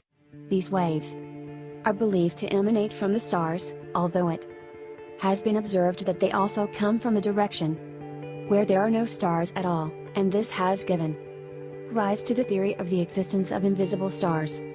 But, necessarily, all radiations received from the exterior emanate from the vault of heaven. It may be thought that the latter, in a general way, acts on the climate and the temperature depending on its composition and its distance. It may well be assumed that the very high temperatures of the 44 H even and Earth equator are due to the fact that the vault is nearer the Earth in this part of the world. The influence of the vault is principally exercised through the medium of the satellite disks of the Earth, moving on its surface, by the particular action they exert on the latter. The disks stimulate and reveal its characteristics. We have seen, for instance, this connection, that heat and light rays are developed by the vault under the Sun. All the disks are conductors of the radiations which proceed from those parts of the vault which underlie the path of their orbit, and it may be understood that these radiations are not all of the same variety, nor do they have the same intensity. Since the composition of the vault is likely to vary according to its height, and also that the nature, size and speed of the disks are different. It is therefore due to this function of transmission of the radiations from the vault, that the ancients had given the satellite disks of the Earth the name of interpreters. It is now possible to assume that life, with its phases of incarnation, birth, growth, decay and death results from cycles combining Earth energies and the cosmic forces which are received from the vault of the sky through the medium of the satellite disks of the Earth. Another important feature concerning the vault is the fact whereby, taking into consideration the metallic nature of its surface, it must possess a hypnotic non-vibratory influence, which, it may be expected, participates with the Earth energies and the cosmic forces in the phenomenon of life. It is also, most probably, this hypnotic action exerted on the Earth throughout the day by the vault, which induces sleep at night. Insomnia would, therefore, mainly result from an insufficient exposure of the body to its influence during the day.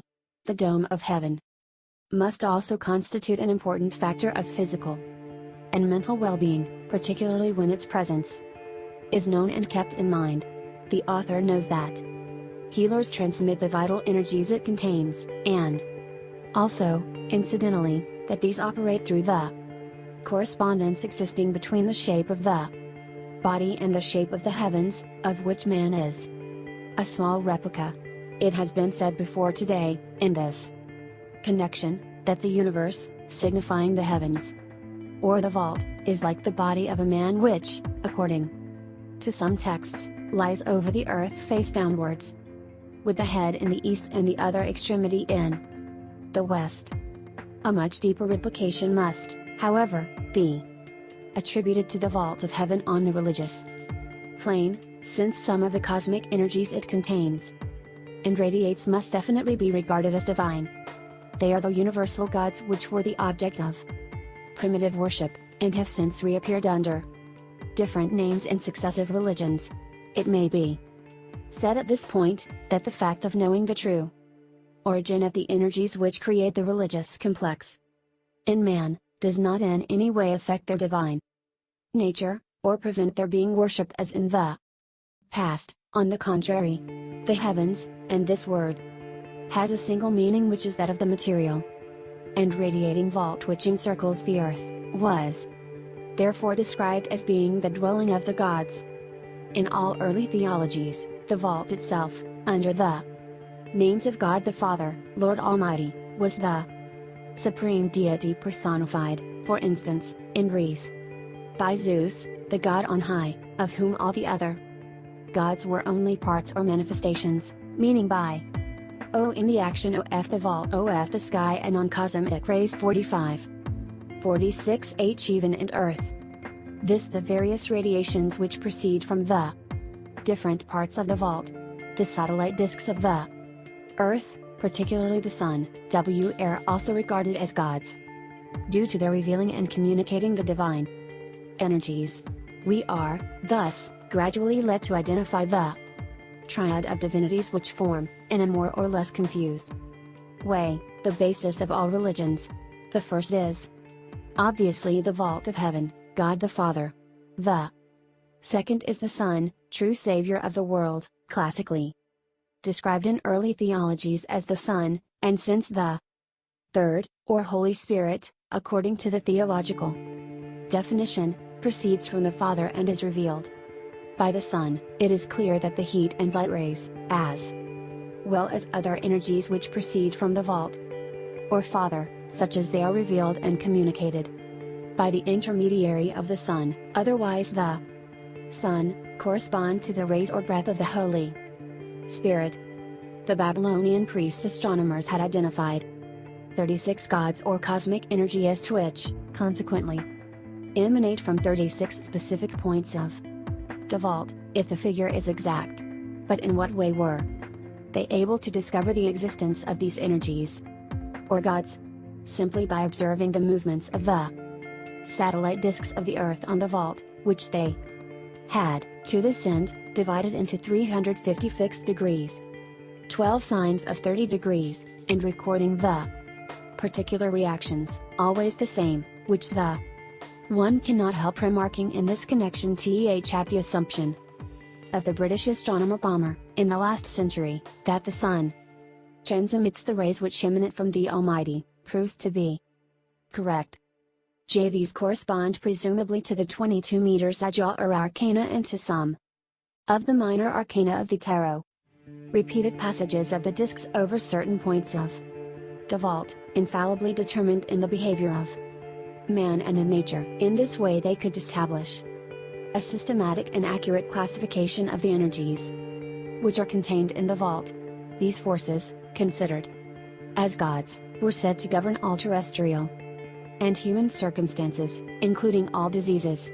It would, thus, appear that the cosmic rays emitted by a particular spot of the vault and personified by Ares, the god of war, through transmission by the discs, incite men and nations to fight one another, but when the discs, however, move away from the dangerous spot in the vault and the influence is no longer transmitted, the desire for war dies away. Or again, that the particular vault radiations personified by Apollo confer what is called innate, poetical, musical or other artistic genius to the individual, and this, by means of an exact geometrical relation called aspect, existing on the day of birth between their position of the discs and a determining point of vault, say, in this instance, the 25th degree of Virgo. It may also be that the hypnotic action exercised by the vault compels man to blindly obey the cosmic impulsions such as they are received through the medium of the satellite discs of the Earth, but some of which it is said, may be resisted. It should also be pointed out that since the heavens are in the shape of man, it is presumable that all the waves they discharge, whatever their length or speed of propagation, reproduce this pattern, and this has consequently led to the mythological belief that gods descend from heaven to earth to be born there as men, and also to the narratives of their discourses and actions in this world. In the action of the vault, of the sky, and on cosmic rays 47. 48.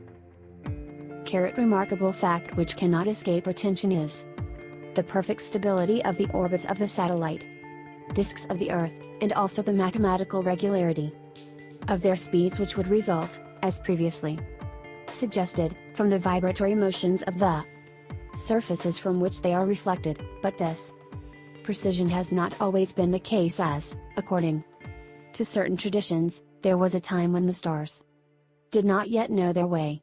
It is reported that Solon, when traveling in Africa in the 6th century BC, went to the Egyptian priests to ask them what they knew about the earliest days of humanity. The priests stated that at long intervals there had been great changes around the earth and in the celestial movements, which caused the destruction of large numbers of human beings due to the devastating fires, which destroyed all objects on the surface of the earth. The reason was that Phaeton, after having harnessed the horses to his father's chariot, could not drive it properly in its usual course, and it had practically in defects of projection, flying discs and the rainbow 49 destroyed everything on Earth. This description seems to refer to an accidental slowing down of the sun's speed, whereby the heat generated by the metallic surface of the vault would be increased to such an extent as to cause the disastrous consequences referred to above. The discs which have been observed traveling in space, sometimes at very high speeds, and which are called flying saucers, are also luminous manifestations. It must be agreed that they resemble, except as far as the speeds are concerned, the satellite discs of the Earth, and they have the same origin, but it may be surmised in their case that, either the primary projections are imperfect, or that the vibratory motions of the surfaces from which they are reflected on the vault of the sky are intermittent and irregular. thus producing short and erratic manifestations. It may be recalled that several observers who have seen flying discs from a short distance have described them as appearing to be metallic objects, that is to say that, here again, the vault of heaven is visible through the transparent discs. With regard to the cigar-shaped saucers which have been taken for space ships, it is obvious that this oblong appearance merely represents a flattened disc. This deformation is presumably due to the shape of the vault, showing it thus at a different angle. There are two facts which are to be mentioned concerning flying saucers. Firstly, that practically all cases occur when Mercury, Venus or Mars are either stationary or in slow motion, direct or retrograde. Secondly, that in all cases, invariably, the satellite disks affect a passage either at the 8th, 9th, 10th, 14th or 20, 21st degrees of any of the 12 signs of the 50th even and Earth zodiac, so that it is possible to forecast the approximate date of the appearance of a saucer by the perusal of astronomical tables. The rainbow is a greatly enlarged reprojection of the disk of the Sun. It should be explained that only half of the iridescent border of the circle appears on the vault of the sky, but that the other half is always visible at the same time on the surface of the Earth, whereas can only be observed with difficulty as it is on the horizontal plane.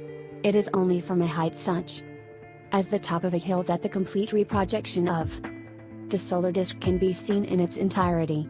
The decomposition of the light is, therefore, effected by the vitreous or metallic surface of the dome of the sky, acting, in the circumstance, as a prism. 51. Chapter 8. ONTHEPHISESOFTHEMONAND eclipses. Phases of the moon correspond to a 28-day eclipse which starts after the full moon and becomes total for a few days after the phase, which is called the last quarter.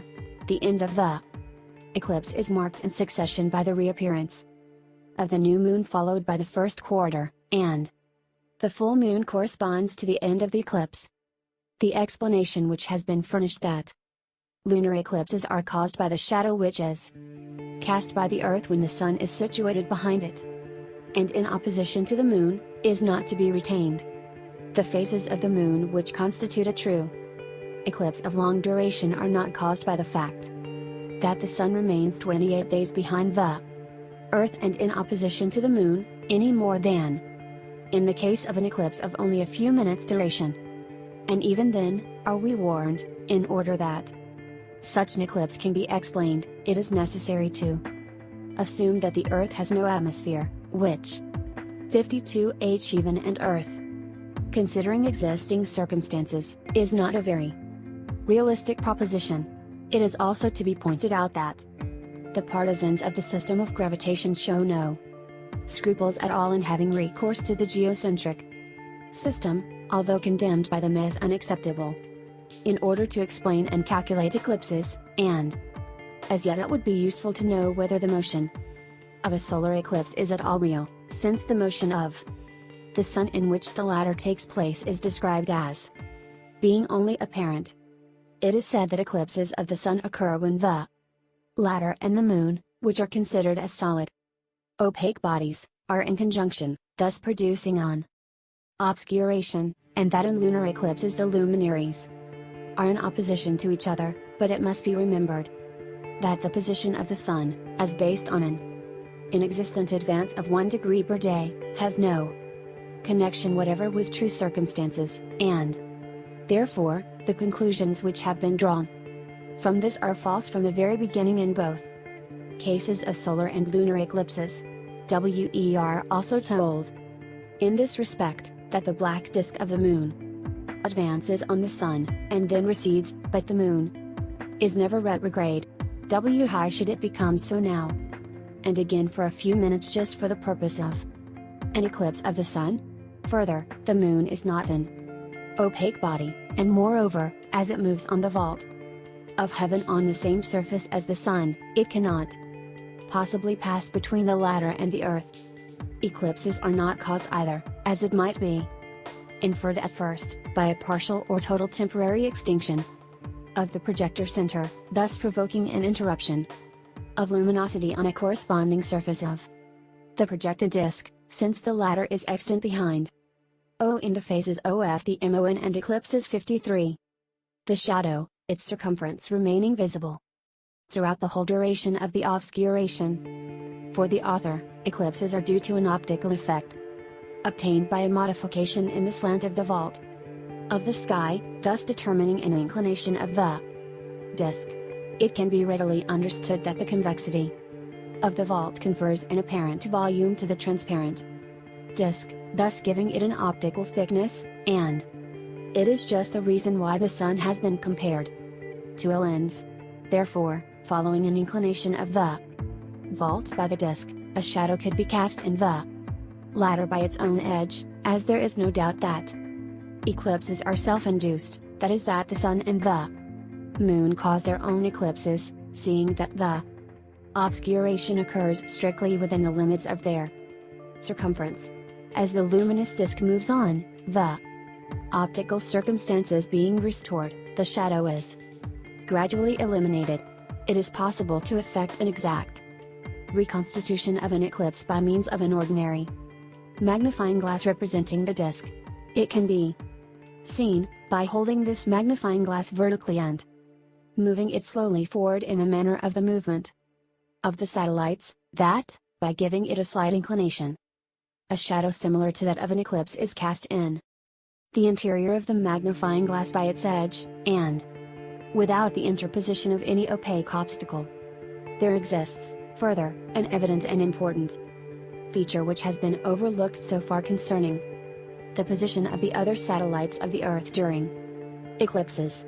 It can readily be observed that during these manifestations, certain zones of the vault are simultaneously aspected by the other satellites. The degrees in question are the 28th of Sagittarius, 8-9-10, 1st 12th of Capricorn, 14-17, 21st of Virgo and 54H even and Earth.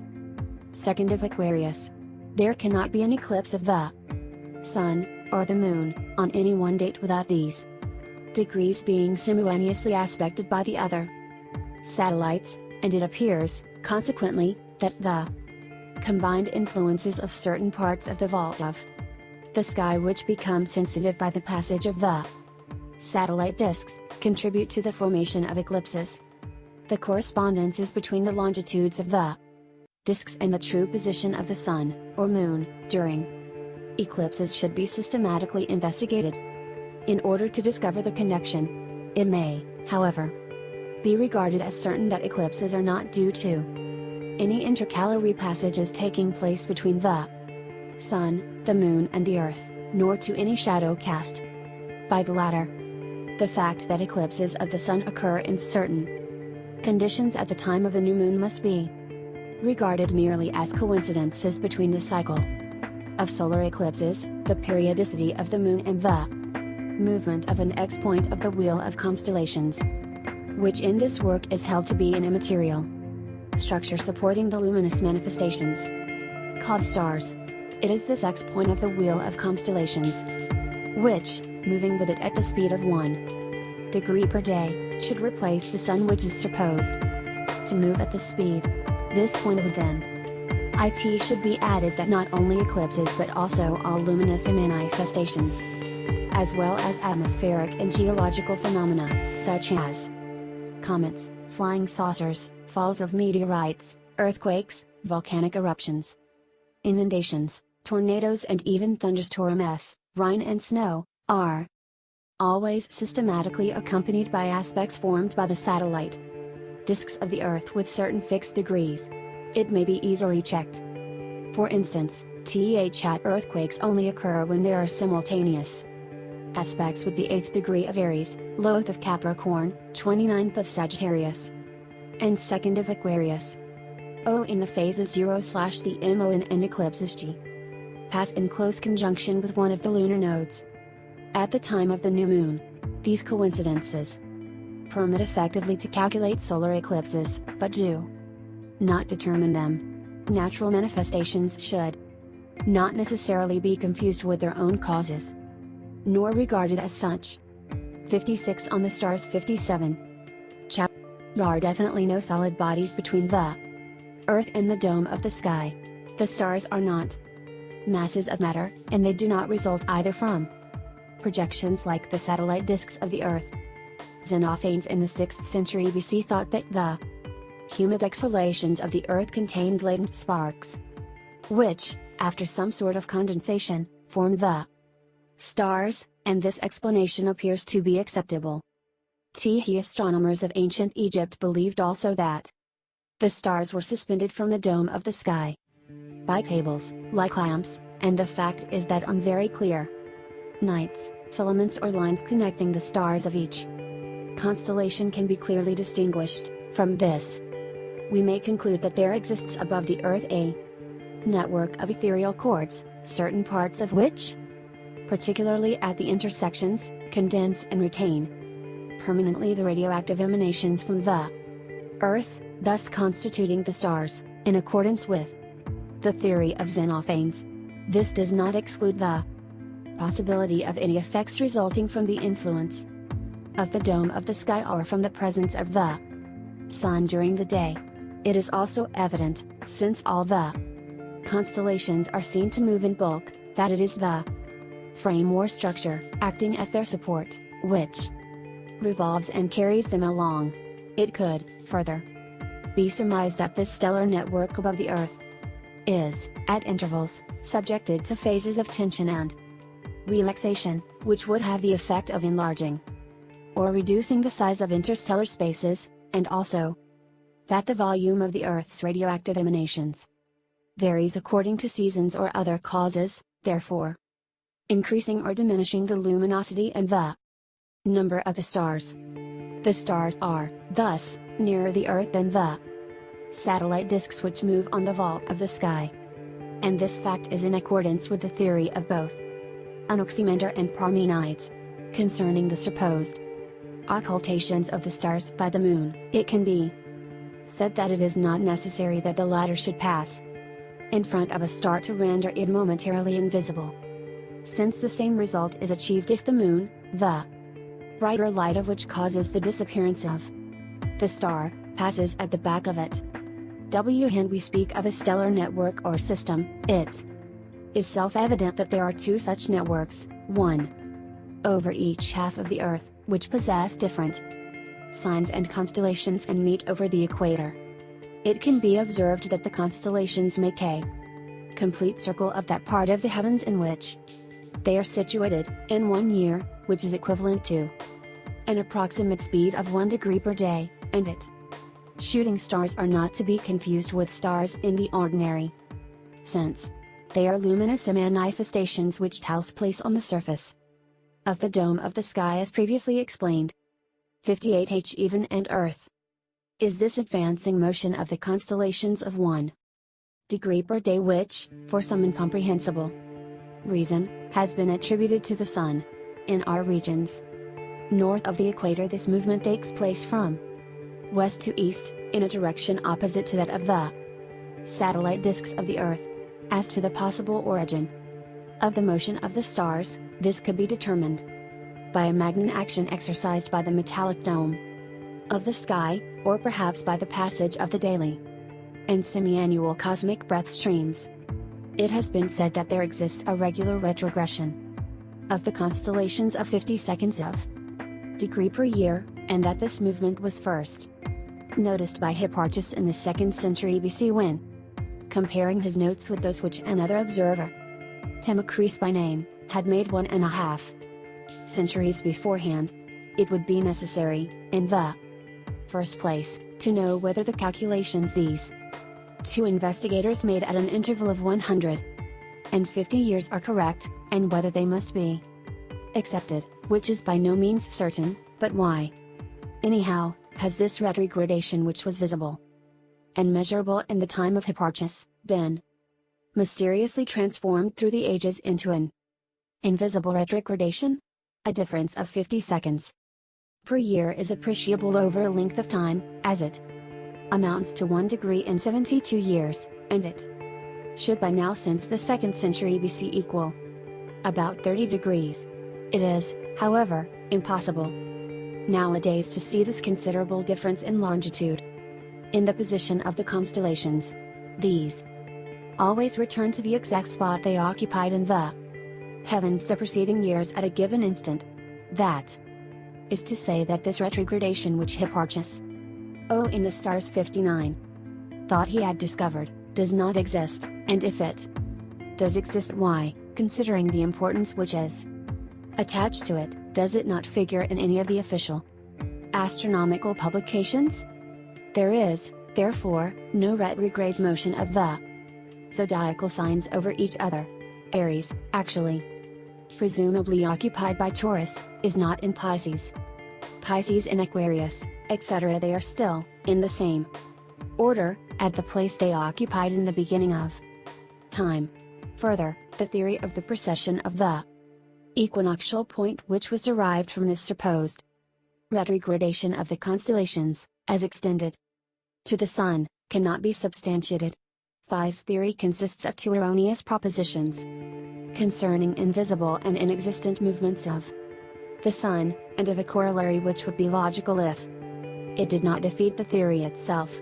In the first place, the Sun, although its motion takes place in the reverse direction, is said to accompany the constellations and to progress with them at a speed of 1 degree per day, and in this way to cross the line of the equator twice a year on the 21st of March and on the 22nd of September at an equal distance from the poles, so that one half of the Earth receives the light of the Sun, while the other half remains in darkness, a circumstance which determines the equinox, and for this reason the point of intersection where the Sun is supposed to cross the equator is called the equinoctial point.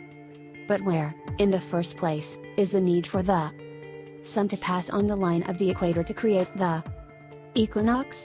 This equal duration of day and night undoubtedly results from the undisputable fact whereby sunrise occurs exactly 12 hours after sunset. High give an artificial cause to a circumstance of nature, the origin of which is as clear as daylight. According to the second proposition, the Sun, with the constellations, is said to have a retrograde motion of 50 seconds of a degree per year. We arrive now at the kernel of the theory whereby the Sun, retrograding by 50 seconds per year, it follows that the point where it crosses the equator on March 21st St and September 22nd, also has a yearly retrograde motion, called precession, of an equal number of seconds. But in that case the conditions required for the equinox cease to exist. It should be pointed out here, first, that the theory should really be called precession of the equator. It is the equator which would have a retrograde motion since it is on its line that the point of intersection crossed by the Sun, and called equinoctial, is situated.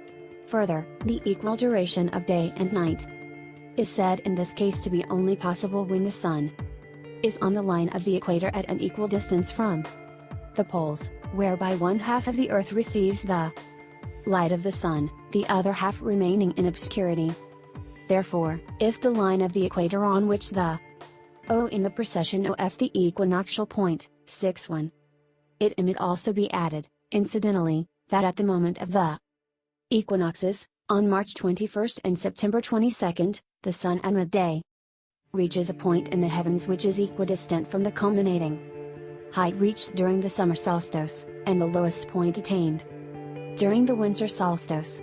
Thus, to be intelligible, the height of the Sun should, in the respective hemispheres, be measured on a horizontal line passing through this middle point reached by the Sun at the equinox, and not on the line of the equator as is actually done, when for the 6 months from the autumn end to the spring equinox, that is March 21st to September 22nd, we find the paradox by which the height of the Sun is shown as below the equator at midday 62h even, and Earth equinoctial point is situated moves backward, as in this precession, the Sun when crossing this point will no longer be at an equal distance from the poles. Neither will the two halves of the Earth be identical, and an equal distribution of light and darkness over the Earth becomes impossible. The theory defeats its own end. Further, in the scheme of the precession, the Sun is said to cross the equator nowadays at the 6th degree of the sign of Pisces, which corresponds to the 24th of February. It should, therefore, be the equinox on that day, after which the days should normally start on their habitual increase. In the way of nature, however, the equinox invariably takes place 26 days later, on March 21st, the days beginning to grow longer from that date. As this fact obviously upsets the precession theory, it is declared that this annual retrogradation of the equinoctial point, which latter is crossed by the Sun in order to form an equinox, which equinox marks the beginning of spring, has no effect on the seasons, and it would also seem on the equinox itself.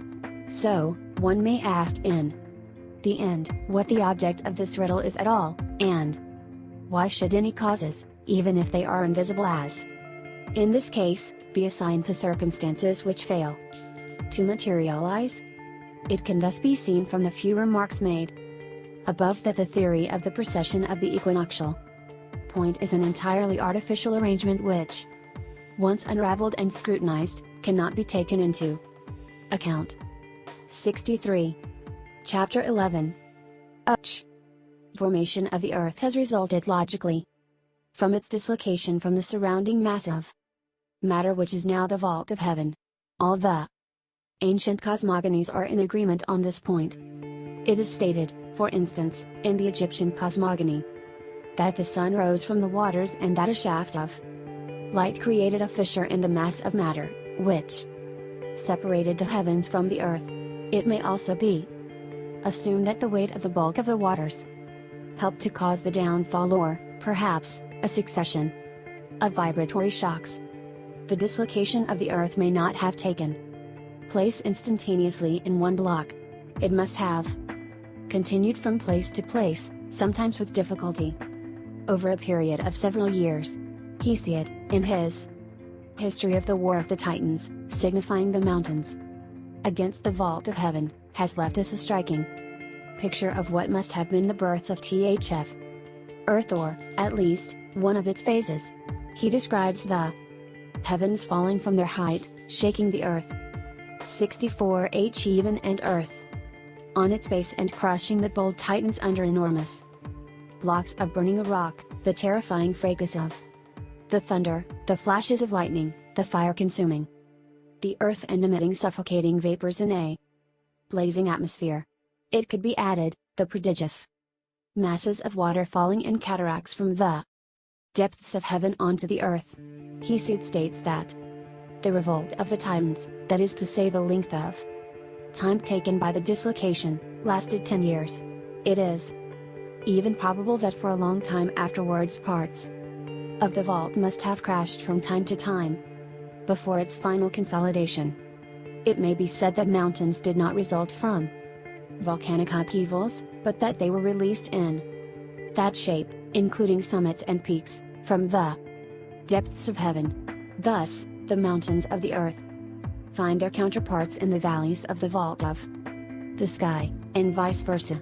In the same way, the deep and wide circular depressions which have been discovered, sometimes at very high altitudes, and are filled with water either from atmospheric condensation or from rain and appear like lakes, have not been hollowed out as it is assumed, by the fall of gigantic meteorites of which no traces can be found, but are natural formations which result from the dislocation, and the mounts or circular eminences which exist in the vault are their counterparts. The megalithic blocks, including the extraordinary specimens found in the Easter Islands, are also natural rock formations, the upper parts of which happen to be freed from, or broken off, the massive vault at the moment of the dislocation, while their lower parts remain buried in the earth. The flat, horizontal stones, called dolmens, which are laid on vertical stone supports, thus forming tables, have also been released in these particular arrangements from the vault of the sky. The megalithic blocks were never erected by man, nor were they either transported from one place to another. They were, however, fashioned, shaped and even cemented in situ by the hand of man to serve for religious and burial purposes. Their geometrical and symmetrical disposition is also a fact of nature. The pyramid must originally have been a single block of rock released in that shape from the vault of the sky, since it can be observed that quite a number of mountain summits affect this geometrical shape, and it may have been imitated by the Egyptians in view of its unusual appearance. There has been no addition whatsoever to the layers which constitute the Earth's crust since the beginning. They all date naturally from the dislocation. Although volcanic eruptions, earthquakes, and inundations may have caused some upheavals and shifting of the original layers, a transformation of the primary constituents resulting from the action of the vault may have also occurred through the ages. Particularly in the case of coal, beryl, ores and precious stones. The evolution of the Earth was accomplished in several periods of time of undetermined duration, which correspond to the days of Genesis, but this evolution has always resulted from the influences of the cosmic radiations which proceed from the vault, such as they are transmitted by the satellite disks of the Earth. These may not either have appeared all at the same time, and their successive formations may have contributed to a large extent to the evolution of O in the formation and the age of the Earth 65. 66 H even and Earth.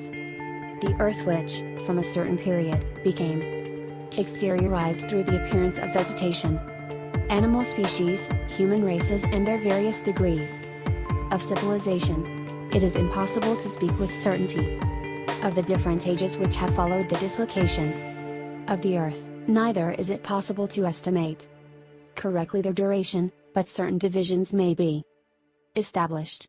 In the first place, it may be remarked that the age of the Earth does not run into millions of years.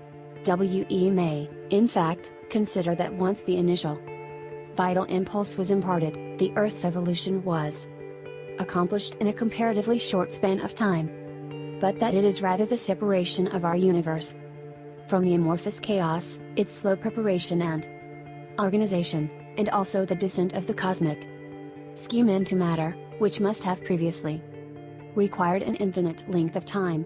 It is stated in Nordic mythology that the Earth floated on the waters during 700 years, but this period of stabilization must have been much longer and have taken at least 2,000 years, and even after its final consolidation, the Earth must have been subjected to periodical cataclysms resulting from seismic shocks and submersion by water, but not volcanic eruptions.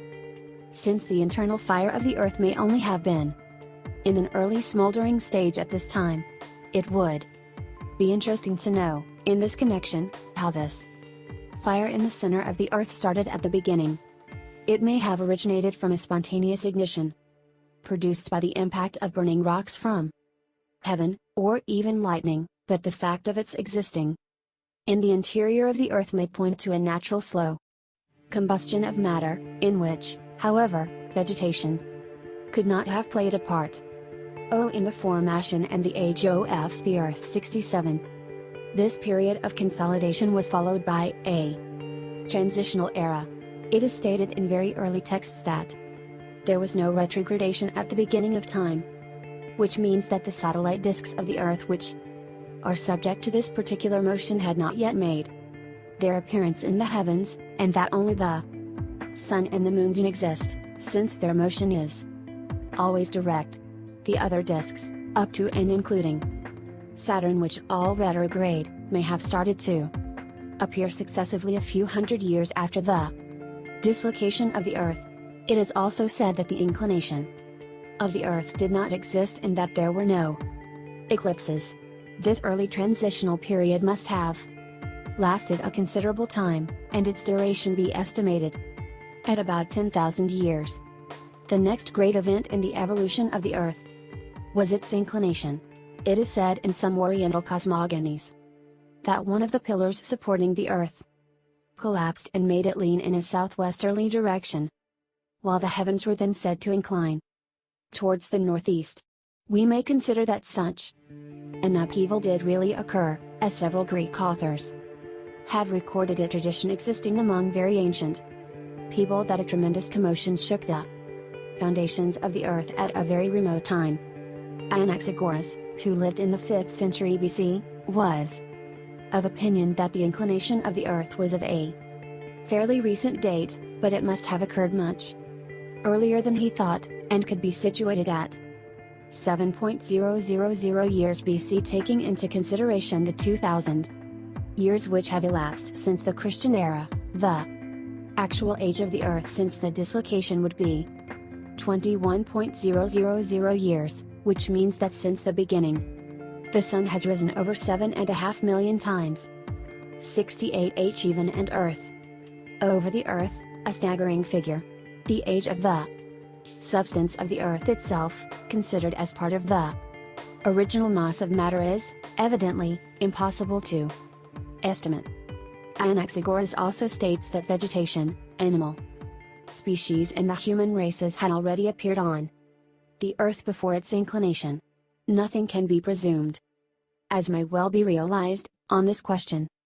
The creation may have necessitated lengthy periods of time. On the other hand, it is also possible that all could have appeared in the space of a few months, depending on the intensity of the creative forces, effects of the disks, suitable climatic conditions and time of the year, but there must certainly have been numerous cases of spontaneous generation.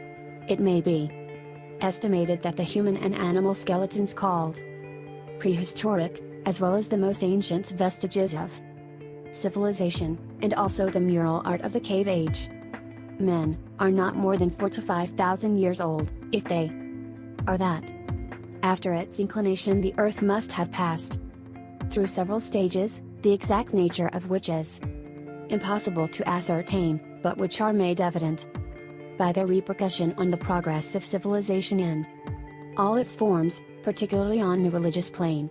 The beginning of the Christian era, nearly 2,000 years ago, certainly corresponds to a physical evolution of the Earth.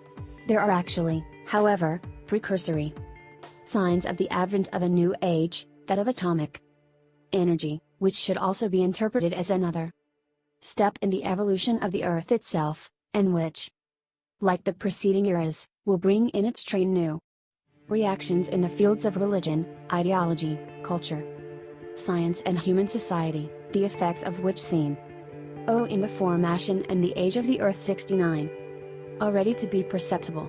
The new satellite disk, Pluto, may be of recent formation and have had an influence on the great inventions which characterize modern times. The flying saucers, which seem to have recently become habitual features of the heavens, may well relate to the formation at an early stage of new satellite disks of the Earth. As to the end of the world, one of the perils to be faced would be the failure of the disks, particularly the Sun. The strength and solidity of the vault may be held to be absolutely secure, and its downfall upon the Earth should not be anticipated as our forebears used to fear, although the inertia of its surface or the disappearance of its reflecting power would prove calamitous. But barring celestial or geological disasters of any sort, we must realize that all life on the face of the Earth might, and perhaps much sooner than could be expected, be completely wiped out by accident, by the dangerous and powerful energies which are now being released in different parts of the world, especially taking into consideration the relatively small space in which the Earth is confined. A question arises: in case of total destruction of life, would there be a revival on Earth after a certain interval of time? We might think so, and in the same pattern, since the great creative forces of the vault of heaven are said to be unchangeable, constantly active, and also immortal. 70. Chapter 12. ONTHEFUNCTIONOFTHEEARTHNTHE UN4ERSCAND on VOLCANICEERUPTIONS ANDEARTHQUAKES JFWE Tritodiasco VERTHE Fu and Citio NOFTHEERTH and THE. Universe, the first thing to be noticed is the manifestation of life. The Earth is not a cold mass without any reflexes. There is firstly the all-important factor of its internal fire, the incessant activity of which is made evident by volcanic eruptions. There are also other symptoms of animation, such as earthquakes, tides, and winds. It should also be borne in mind that if life in all its forms is extant on the Earth, it is only because it is part and parcel of the living body of the Earth itself. It follows that the only interpretation that could possibly be assigned to the Earth in view of the evidence of life is an organic one, a parallel of which could be found in the human body. If the different parts of the human body and their functions are examined, the most consistent relationship which is immediately apparent is that which exists between the heart and the earth. In the first place, there are the volcanoes, which represent the apertures through which the blood is assumed to leave the heart and pass into the blood vessels. Furthermore, we have the volcanic eruptions, which correspond to the expulsion of the blood. Another important point of resemblance is the inclination of the earth towards the left, which reproduces the slant of the heart in this direction. Under the circumstances, the volcanic eruptions and the earthquakes would appear to represent cardiac phenomena, and to have a connection with movements of expansion and contraction. The volcanic eruptions resulting in the expulsion of a certain quantity of fiery matter from the center of the earth would correspond to the expansion, the earthquakes causing cracks and disturbances on the crust of the earth would represent the contraction. It is also almost certain that the loud subterranean rumblings which accompany volcanic eruptions and earthquakes correspond to the sounds which are peculiar to the heart. An objection which could be raised at this point against the analogy which has been established between the heart and the earth, and has so far been consistent, is in connection with the presence of the circulating element, which is the blood, and is supposed to circulate and pass through the heart.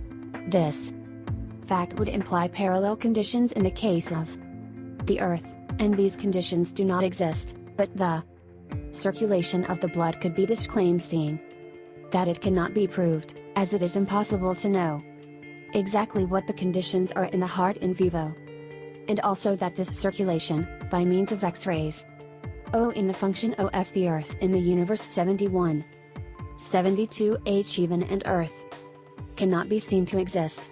It would rather appear that the blood is immobilized in the heart, veins and arteries in the same way as the marrow is enclosed in the bones, and the similarity of the arrangement seems to confirm this view. It should also be considered that it is a material impossibility for 1¾ pints of blood to pass every 10 seconds, as it is said, through the heart, which is the size of a man's fist. The speed of the blood, given as 50 centimeters per second, is also difficult to accept. Furthermore, it has been calculated that this speed is reduced to 5 millimeters per second in the capillaries, but since the volume of the blood which is said to issue from the heart is constant, it is obvious that if it circulates rapidly when leaving this organ, it cannot continue its assumed circuit at a considerably reduced speed in the capillaries, without causing an obstruction resulting in an immediate blocking of the circulation. It is also evident that if there is no communication between the two halves of the heart, there cannot be any communication either between the capillaries to permit circulation. This points to the existence of two independent and opposite systems or networks of blood vessels. The valves, which are found in the veins, have nothing to do with the circulation of the blood. Their function is to support the weight of the venous blood, which is heavy, and to keep it in place, particularly when the body is erect. The ancient Greek physicians thought that a kind of subtle air or spirit was transported by the blood in the arteries and veins, and it could be added that this subtle air may correspond to the cosmic breath streams mentioned previously. The breath of day in the arteries and the night breath in the veins. Consequently, once the obstacle of the supposed on the function of the earth in the universe 73 circulation of the blood is removed, the analogy between the heart and the earth appears to be complete. Taking into consideration the fact that this analogy is only an assumption, and also that the preceding remarks were only brought forward for the purpose of endeavoring to support same. 74. Chapter 13 is TAMANWORLD. JT has been said that the universe is an organic body, exactly like the human body, and that the interior, that is the hollow part of the body of man, is, and should be interpreted as the space between the stars and the earth. We have also previously seen, in this connection, that there appears to be an analogy between the earth and the heart. We may, further, consider the text of the first chapter of Genesis, according to which Jehovah took one of Adam's ribs and made it into a woman. This does not mean that the female human body was evolved from a supplementary bone from the males, but refers to the creation of the earth, the name of which is Eve, such as it became detached from the principal mass of matter, Adam, which means man, in the neighborhood of the thorax which is formed by the ribs. Eve handing an apple to a man and inviting him to eat it, is merely the symbol of the earth-feeding hominidity. The serpent is a representation of hunger which tempts man to take high food. Is the earth the heart of a gigantic Himari W world? 75. And also contains the heart.